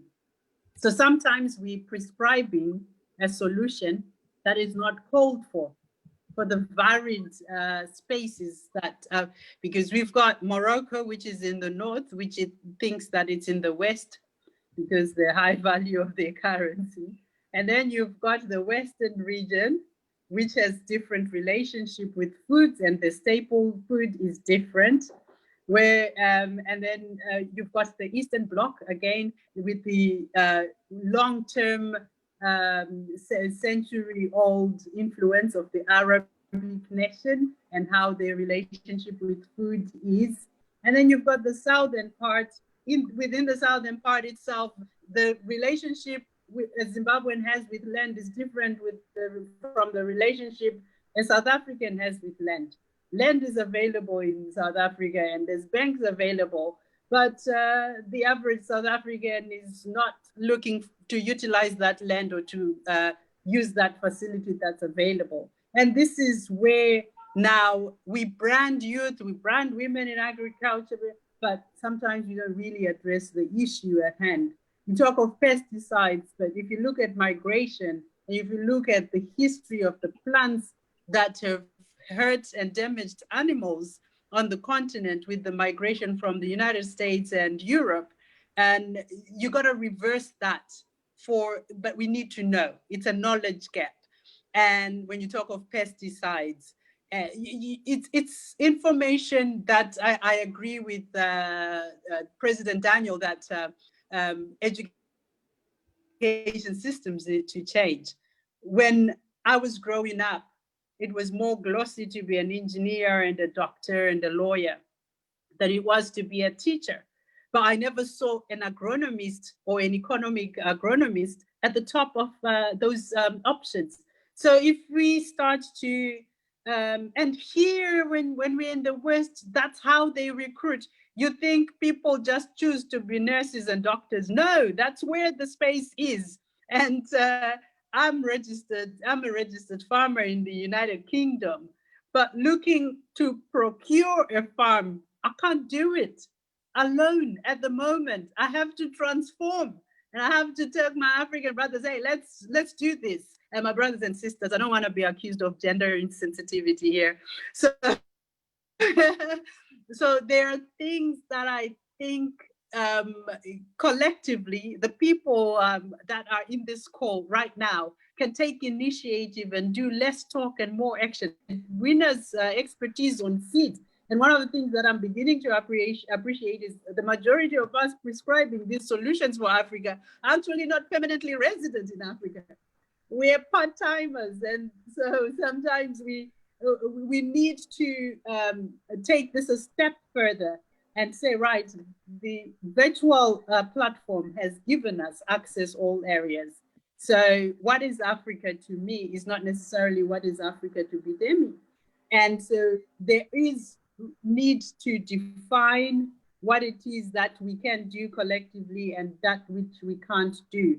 If you look at the telecoms industry, it never got donor sponsorship across the whole continent. It was privately funded. So you've got, if you look at the M-Pesa, the mobile money started in Africa. The mobile phone use started in Africa. But what are we doing with those models? We don't transfer them to other solutions. Why can't we do the same approach in the agro value chain? That is a question that we have to ask. Thank you so much. Why is it that's not for donations and it's successful? Thank you very much. Thank you. Someone? Okay. He's not here. Oh, I think we should go straight to strategies. At this point, what I would love to see, I don't know if you'll agree with me, is where I think from Edwina's end, Feeding Africa is our own way of providing solution to this problem. And I'd love to hear how we intend to make these changes in our own little ways. We need to understand that this is a whole continent we're talking about, and to achieve mass impact, there has to be a coalition, mass partnership, permit me to use the word, to achieve this sort of change that we need. So, Mr. Hannington, you've already said something quite amazing about education when you said, as the moment you are 16, you should be able to do certain things. I completely agree with that. But the problem now is, I'm going to use my country as an example. The education system in the country is not what it should be. I'm an example. I wanted to study medicine. Okay, initially it wasn't medicine. I wanted to be an actress. My mom said no. So we need to consider the part where families also affect or try to influence what you want to become. And then finally, I settled for medicine, but I never got the opportunity to study that. Instead, I was given a different course. So how do we change this system of education? And despite the fact I was given a different course, we did more of theoretical methods of learning than practical methods. And that is why we have thousands and millions of graduates that do not know what they study. You put them on a job and they cannot perform. And I think that's what is happening to people who claim to have studied agriculture, for example, or crop production. You'll be surprised. I do not know if you understand what I'm trying to pass across. So how do we change? What can we do now? And the changes we try to effect now, how is it going to help in the future as well? Mr. Hannington. Yeah, well, thank you very much. Unfortunately, I didn't hear a lot of what you said, but... Oh, I'm sorry. Yeah, but I heard part of what I heard. I think I can kind of formulate a conversation around that. Okay. You see, my dear Africans, you know, we need what I call a psychodynamic alignment, or we need what I call a software, an intellectual software upgrade. We need to change our software, you know, from what we are. And we need to understand that everything is a science. Transformation is a science. So we are stuck in this mentality of what we think we can do. You see, you can prescribe anything that you want. Where is the capital, right? Where is the psychology in the leadership? The psychology we have today don't have they don't have this psychology that will, and that then creates a leadership style that looks at what is possible. They're not designed like that. They're not going to do anything. The future of Africa is not going to be packaged by the psychology that is in the leadership. Only a new reality, and which is driven by the future. That's why that transformation manual is a letter to the youth. So here's the thing. If you have a plan, right? We're all talking about objectives here. We're not talking about goals of Africa. We're not talking about a defined goal, a clearly defined goal of what that gives you a picture of the agricultural component of industry, what is going to be. That's what we have to define. That's where we have to start. When we start with the idea, well, we have people that don't sleep studying. You'll be surprised how many agricultural economists are outside and within. The idea that we don't have enough people, I don't think is true. And think about this. When the cell phone was started, did we have enough people that knew how to make a cell phone, how to service cell phone? We didn't. So where we are, we haven't lost anything. We have enough human resource in the whole world. We have been part of the industrialization of Europe for the past 300-400 years. So we have enough people. But the point is this, that when we have to look at Africa by designing a process of systems, institutional systems that makes it Africa in the first place. Then we have to design the processes that are going to drive the vision of a new Africa. So when we then do that, we then look at this picture. We need to have look at a vision for Africa as a bridge to where we want, right? And in that is a component of the agriculture that we want. Now, but first of all, it must be supported by 3 pillars. Pillar number 1 is the means. Do we have adequate means to modernize Africa? Do we have adequate means to fund the agricultural process? Because it's very complex, it's very wide, and needs a ton of capital. Unless we look at African capitalization at the level of 54 countries, infrastructure, business, and so forth. And so we need to start by going, and then the other pillar is basically the value system, the behavior model. If people can't behave predictably and credibly as our leadership is today, we cannot be a magnetic living system to be attractive for capital partnership or capital inflow. And the other thing is the strategy. What is the initial strategy that we have to launch to raise Africa to where we need to be? When we have that component, then we can go into everything else. When we talk about what can we do now, yes, there are some micro projects that we need, but I think we need to look at Africa with a sense of agency and say, what can we do to have a capital seed? That's how everybody else has done. There's a public seed, then we behave in a predictable, credible way. Then when we do that, we can have this capital flow and we can then plan to move forward. I think, yes, the solutions that we have today will not create the capacity that we want, because we need to look at it in a transformational way, in a modernization way, where we can let's deal with the capital first that we need. Then we can prescribe all these. We have enough people, we need enough specialists. You see what the brilliant idea that Edwina said, I was very, very impressed. And the other thing that I want to quickly mention, guys, allow me to throw this in a little bit. We have a modernization board that I call the Rapid Africa Plan Modernization Board. We want to invite women, go through, if you're interested, if you are a dedicated Pan-Africanist revolutionary, please contact Daniel. We want women on this board. We have young women who want more leaders, mature Pan-African leadership. So my whole approach, what I want to talk about is that let's create the institutional system of Africa that we want. Let's have adequate capital. Let's change the way we behave and the way we think, and let's have a strategic concept that says what we do. Reset Africa fresh, and we can plan in Africa what we want. We can put any agricultural planning process that we want.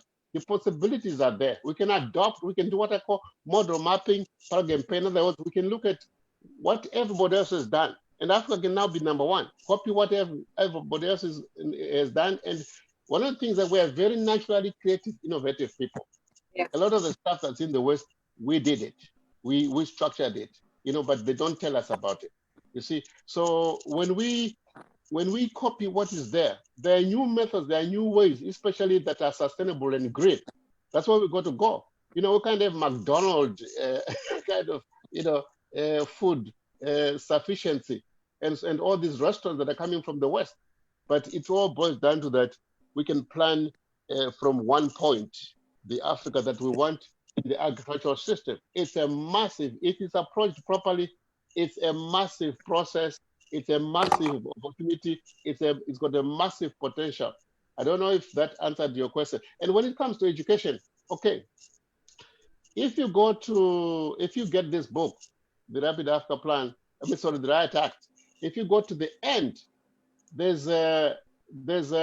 you see what we call Stravina transformational models. You see there's a model of education that starts at the bottom, and where you are training the people,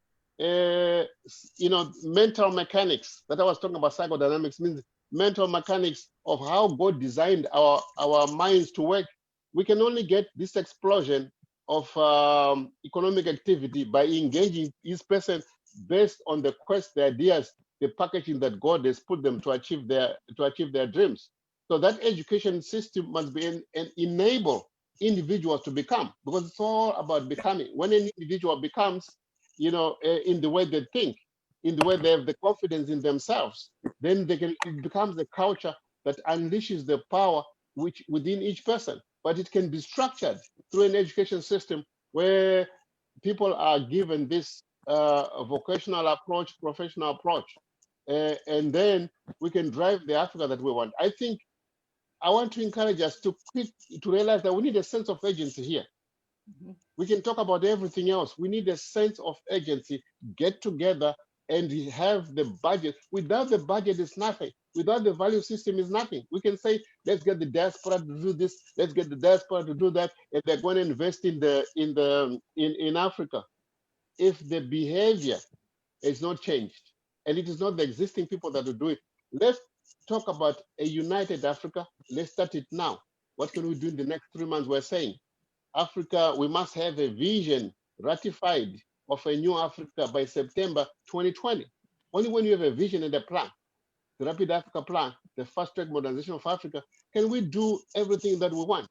The problem is not so much, are we going to have food security? Can we have food security? The issue is, what are we going to do? When are we going to do it?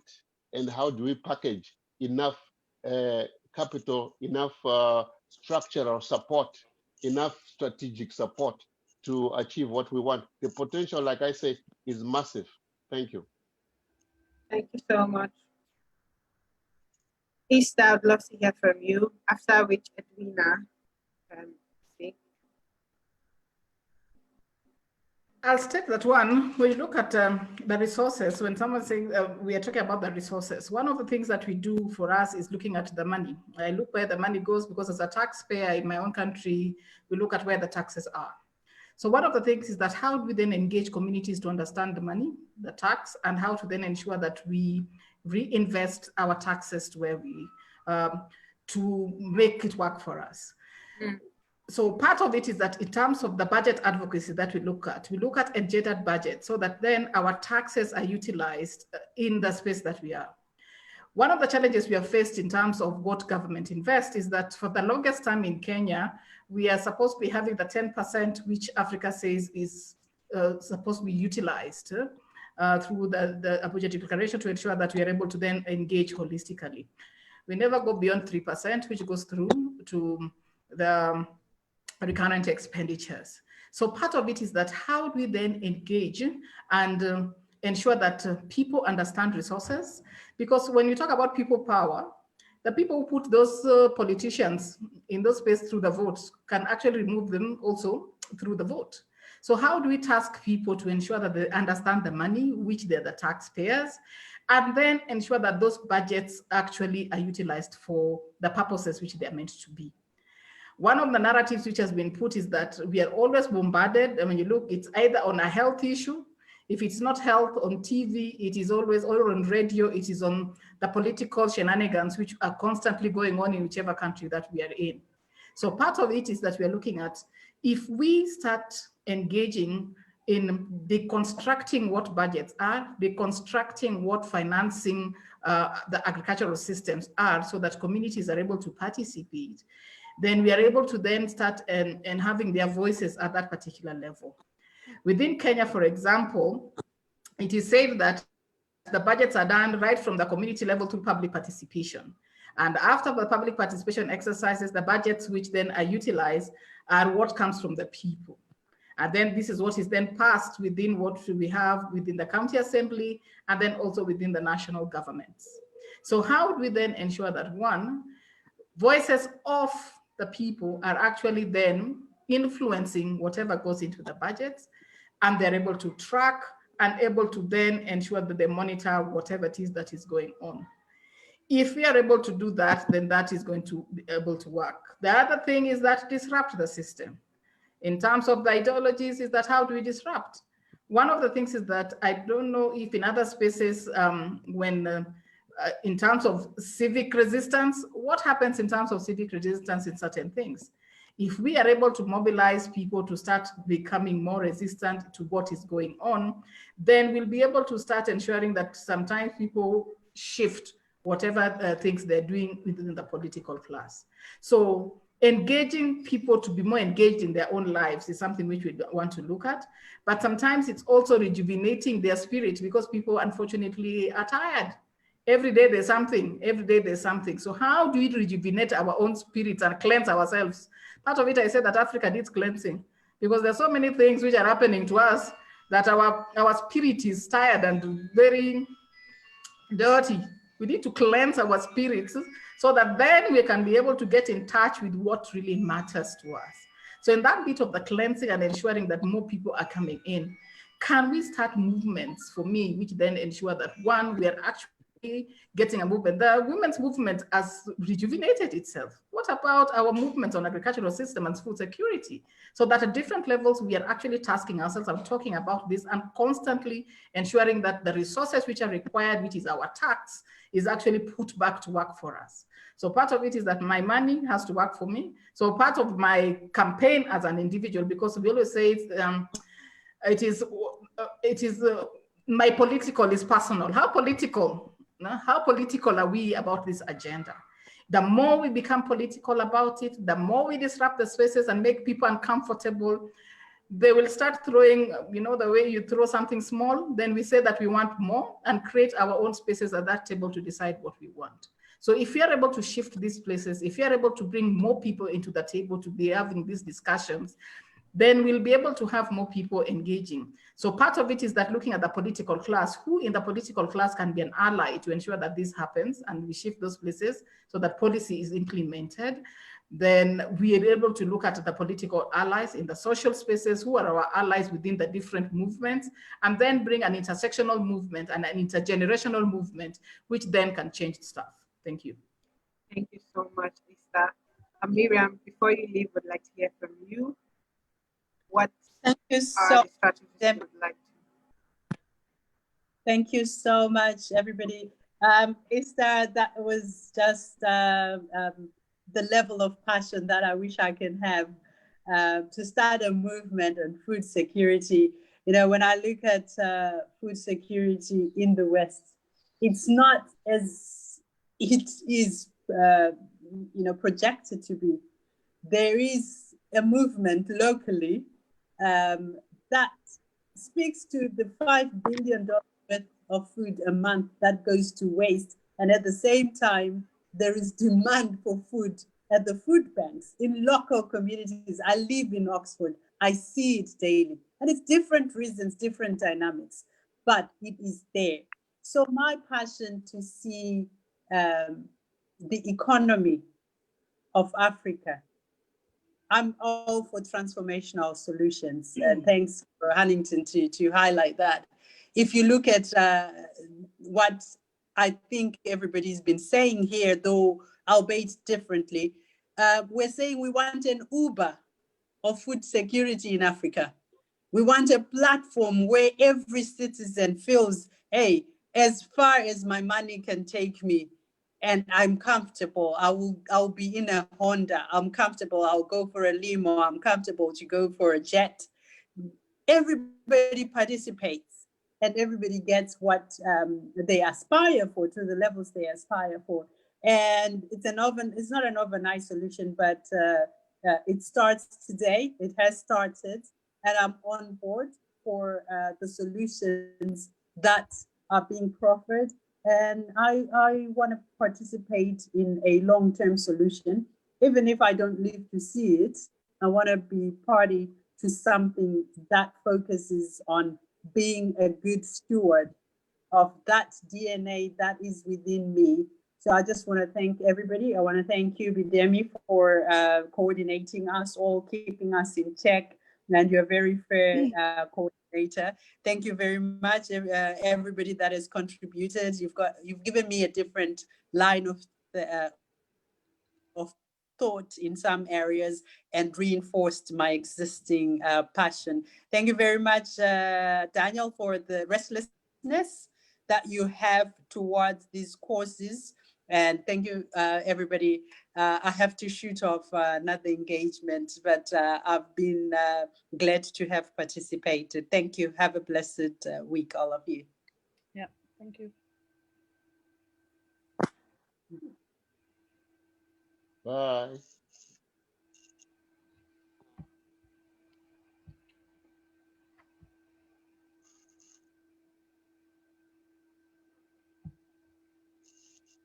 Your mic is off, muted. You're muted.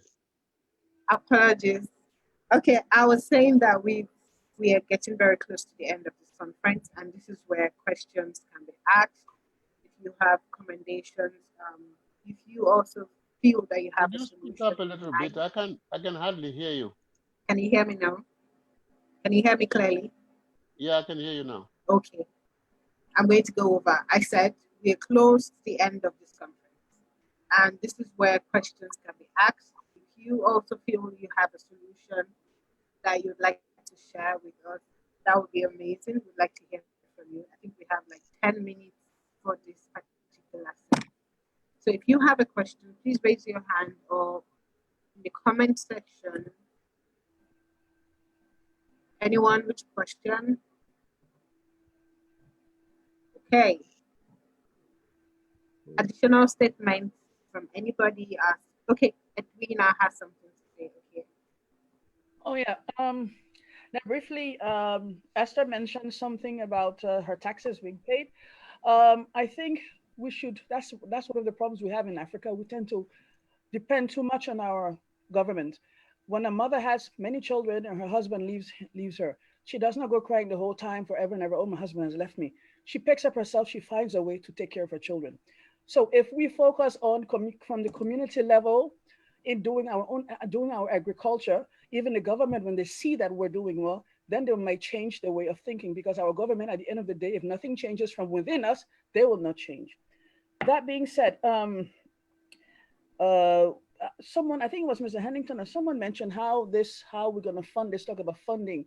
Currently, in the world, I'm not talking about only in Africa, but in the whole world, currently we are about 30% of people of African descent in the whole world. So that's about 2 billion people. So, and in Africa, we're about almost 1.5 billion people in Africa, according to their state census. You know, you have to put the quote unquote there. So if everybody, especially in the diaspora, I know that we're all not poor, that we all in the diaspora can afford, we can all afford $1. If all of us pull our resources together, we pull our different organizations together, Seeding Africa, Esther's organization, we pull our organizations together, get more in, and we all start spreading the word to hit the diaspora and say, hey, give us $1 per person. If you're 5 in your family, that means $5. If we all do that, we make sure and I'm sure we have so much strength within the diaspora and also in Africa. We have the best qualified accountants, we have the best economists, the best marketeers, We have all of this valuable assets of knowledge that we have, and it's just lying there dormant. If we can, that's what we are doing at Splash of Africa. We are picking people to work with us on the first team, and then we need more people to come along. So I'm inviting anyone who is in the diaspora who wants to join us to contact me, and anyone who's on the continent who wants to join us to contact me. If you contact me, let me know what you can do, what your area of expertise is. Okay, so basically, if we all pull together, if we all pull $1 each in the diaspora, can you imagine how much we'll get? If we are in the diaspora, let's say half a million, 1 billion people in the diaspora, for example, that's $1 billion. That's a start. That's a start to get seeds. And then when we get seeds, we don't get it from outside. We have our own local seeds producers in Africa. I personally, with my team, have located suppliers who are not suppliers funded by Muzungus, suppliers who have seeds funded by themselves, organic seeds. I have identified them. Maybe I have missed a few. So if anyone knows of more, please let me know. So that's where we can start from. We can start by doing. We can start by thinking on storing our seeds, having a seed bank somewhere. We can start by working together. And Mr. Hannington, I would love to get your manual on transformation for the youth. I would love to get that. We'll talk after. But this can be done. Let's not focus on what our government can do for us, because we know our government, basically, I'm sorry, but they're all useless, except for the Tanzanian and the Rwandese, okay? So let's focus on what we can do for ourselves. Diasporans, you all want to go home. You're tired of being in someone else's country. $1 per person in your family is not going to kill you. So we need to, with big structures, we're busy. Seeding Africa is busy making structures that everything will be transparent and open to all Africans. And Seeding Africa, it's everyone who has this color, this beautiful color, is automatically a member. Copy? Yes. Good. So let's get our acts together. Time, as Mr. Hannington said, time is of the essence. Next year, we could have the famine in Africa. What are we going to do? It could happen in December. What are we going to do? So let's get our acts together. If anyone wants to join this bandwagon, please join. I'm not an agriculturalist, but I know what people need. I know how to. I have created 12 farmers in Africa successfully. So even though I may not know everything about agriculture, I know about the business of agriculture, and I know about the essence and the value of agriculture. So we need to do something. We need to talk to our youth. Please contact me if you want to join us. Our family needs to grow. Everyone who you know in the diaspora, tell them that all their members should save $1 each. If they want to do more, fine, but let's start with $1. Okay? That's all I want to say. And yeah, I talk too much, I know. I mean, Thank can you I come in quickly there? Can I come in very quickly there to just comment on what Edwina, just said? And I'm very happy that, and I think this is something that we should note that Africa is ready. We are ready for a new paradigm. And we have this knowledge content amongst ourselves to drive us into a transformed Africa that will produce 10 times more efficiency, more quality, more production. We have it. The only thing is that we need to center us around that central point of where do we start and how do we create this synergy. But I don't want to dispel the idea of participation of capital from the diaspora. It's going to be a very important component of the diaspora. But I want us to realize that everything is psychology, everything is philosophy. So not everybody in the diaspora is a Pan-Africanist and is thinking Pan-African and is saying, let's unite. The majority of the people, let me tell you something. I was in 2017, I had an idea of what I think Africa should be, and I'd already designed the plan. And I said, oh, this is great. Let me go to Texas. There are about 10,000 Zimbabweans there. I left there without even one person that became an alliance. Not because, I think that God, not because I couldn't speak properly, not because I didn't know what I was talking about, not because I didn't know how to make friends. It's because you know, the psychology is not agitated to look at things from an Afrocentric point of view, from a Pan-Africanist point of view. The key thing is this that I want to say to you, is that it will take you a long time to change the psychology for the people to think, okay, let's put something for Africa, let's put $1 for Africa. Number one, they think that that money is going to be misused because you haven't changed if you put the money in the leadership of today, people have no confidence in the leadership. See, number one, it would be faster for us to look at Africa as a big market. It's faster for us to package Africa as an African mega business. When we do that and add this ethical code of behavior so that we're predictable and credible, it will be faster for us to put together a public fund where we are saying to other nations that are interested in partnering with us under our own conditions, and those nations that we have equity in, you know, we had over 40 million Africans exported. You know, we're not going to sweep that under the carpet. You know, and we have this input that we have in the economy. We're not going to sweep that under the carpet. We're going to say, look, the least you can do is for us to structure a seed, a public fund to rebrand ourselves and start the infrastructure and lay the foundation so that the financial system can now come. I structured that a new way for capital in Africa. But the thing I want to say is that it's going to be faster if we look at a fund and then that is now surrounded by the global financial system. It'll be faster for us to have enough funds to do it. Not to say people should not be doing this on the ground. Sister Edwin and many others must continue to do it. But we will come in and empower them. It will be faster for us to empower them by quickly packaging Africa as a business and starting with a capital. It's doable. It's not hard. That's how China did with this. China has raised over trillions of dollars by packaging the Beltline as a business. You know, and they have been very successful. They went to the Western countries and said, hey, we're working together, we can have peace, we can have this, there's all this flower language. Hey, let's unite. And they managed to do it. What they don't tell the Western people is that tomorrow we have a plan and we're doing it, and the Western people are not ready. There's so much money. There's 1,000 times more money that is ready to come into Africa today than we need in Africa. Without even saying the amount of money that we have in Africa, which is more than enough, it needs to be restructured properly.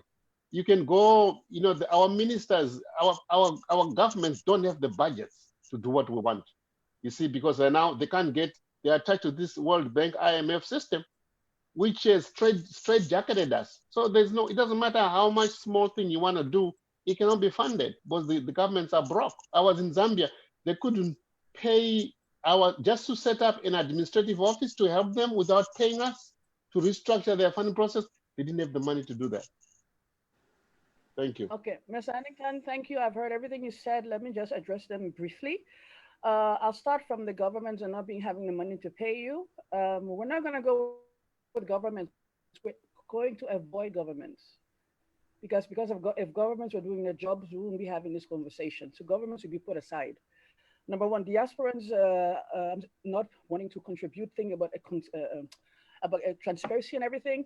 Yes, that is true, but that is why I'm sure, first of all, almost all of the Black family, dark family all over the world, if you have noticed, we have woken up and we are waking up.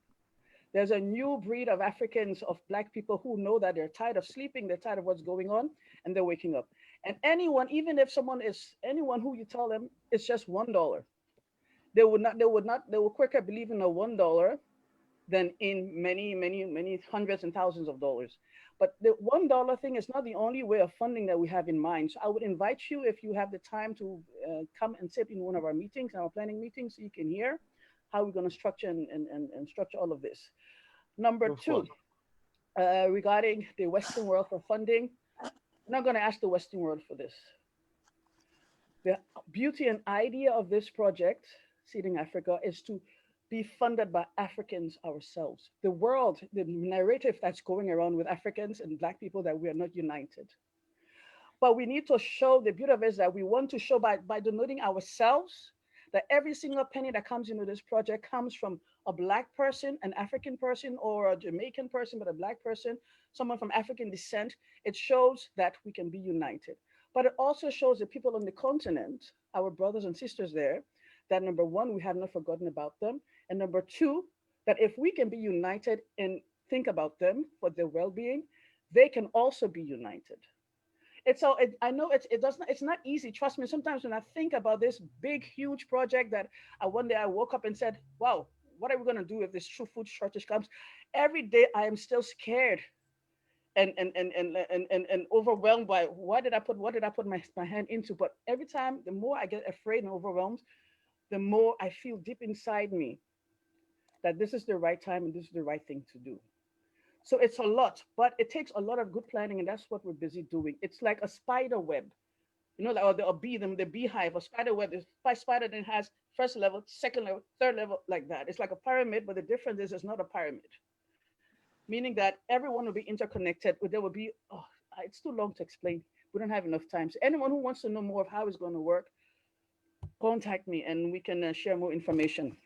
We just started the planning 3 months ago. The website should be hopefully ready by in 2 weeks' time. We have a very good so far dedicated team that people from the diaspora and on Africa. In Africa, we have agriculturalists, we have agronomists, we have economists, we have accountants, we have IT specialists, and everything. So we need more, of course, because we're going to be working in all the continents where we have our brothers and sisters on. So I know it's not easy. I know it sounds naive, but based on my experience in life, things that sounded like could not be done, I did it. And I found out if you have a good team, people who are straight and who have the goal in mind and they know what they want to achieve and they have the love of the people in mind, you can do it. One of the key things is to avoid governments, because as soon as you bring the government in, the whole thing falls down. Bribery and everything. I'm not saying that we'll ignore the government, but we will go in each community, in all the countries, on the local grassroots level. We will work with local grassroots NGOs that has focus on agriculture and who knows the community, the local communities. We will work through them. And we will inform the local authorities in that region or in that county for respect's sake, because we have to show respect. And then that's how we're going to go. And when the government hears about what we're doing there, when they come and see, there's no government in Africa that can see for example, a whole field of rice and vegetables growing in a rural area and say, this is bad, you should not do this. Why you didn't come to get me some money? So if you wanna know more, basically, just all right. Thank you very much. Okay. Thank you so much. Thank you so much, Mr. Hannington. Simon, I don't know if you're still having internet issues, but we're about to end the conference. I wanted to give you a minute or two because I recall you wanted to say something. All right, then. Thank you, Ishtar. Thank you, everyone that has joined us today. Thank you so much. I have learned a lot. Yes, and I really appreciate all our input. So with that, I'd like to say we have come to the end of this conference. I would love to share this slide with each and every one of us here present. So I'm going to collect our emails via WhatsApp, and so we can have all this information. Thank you so much. God bless you.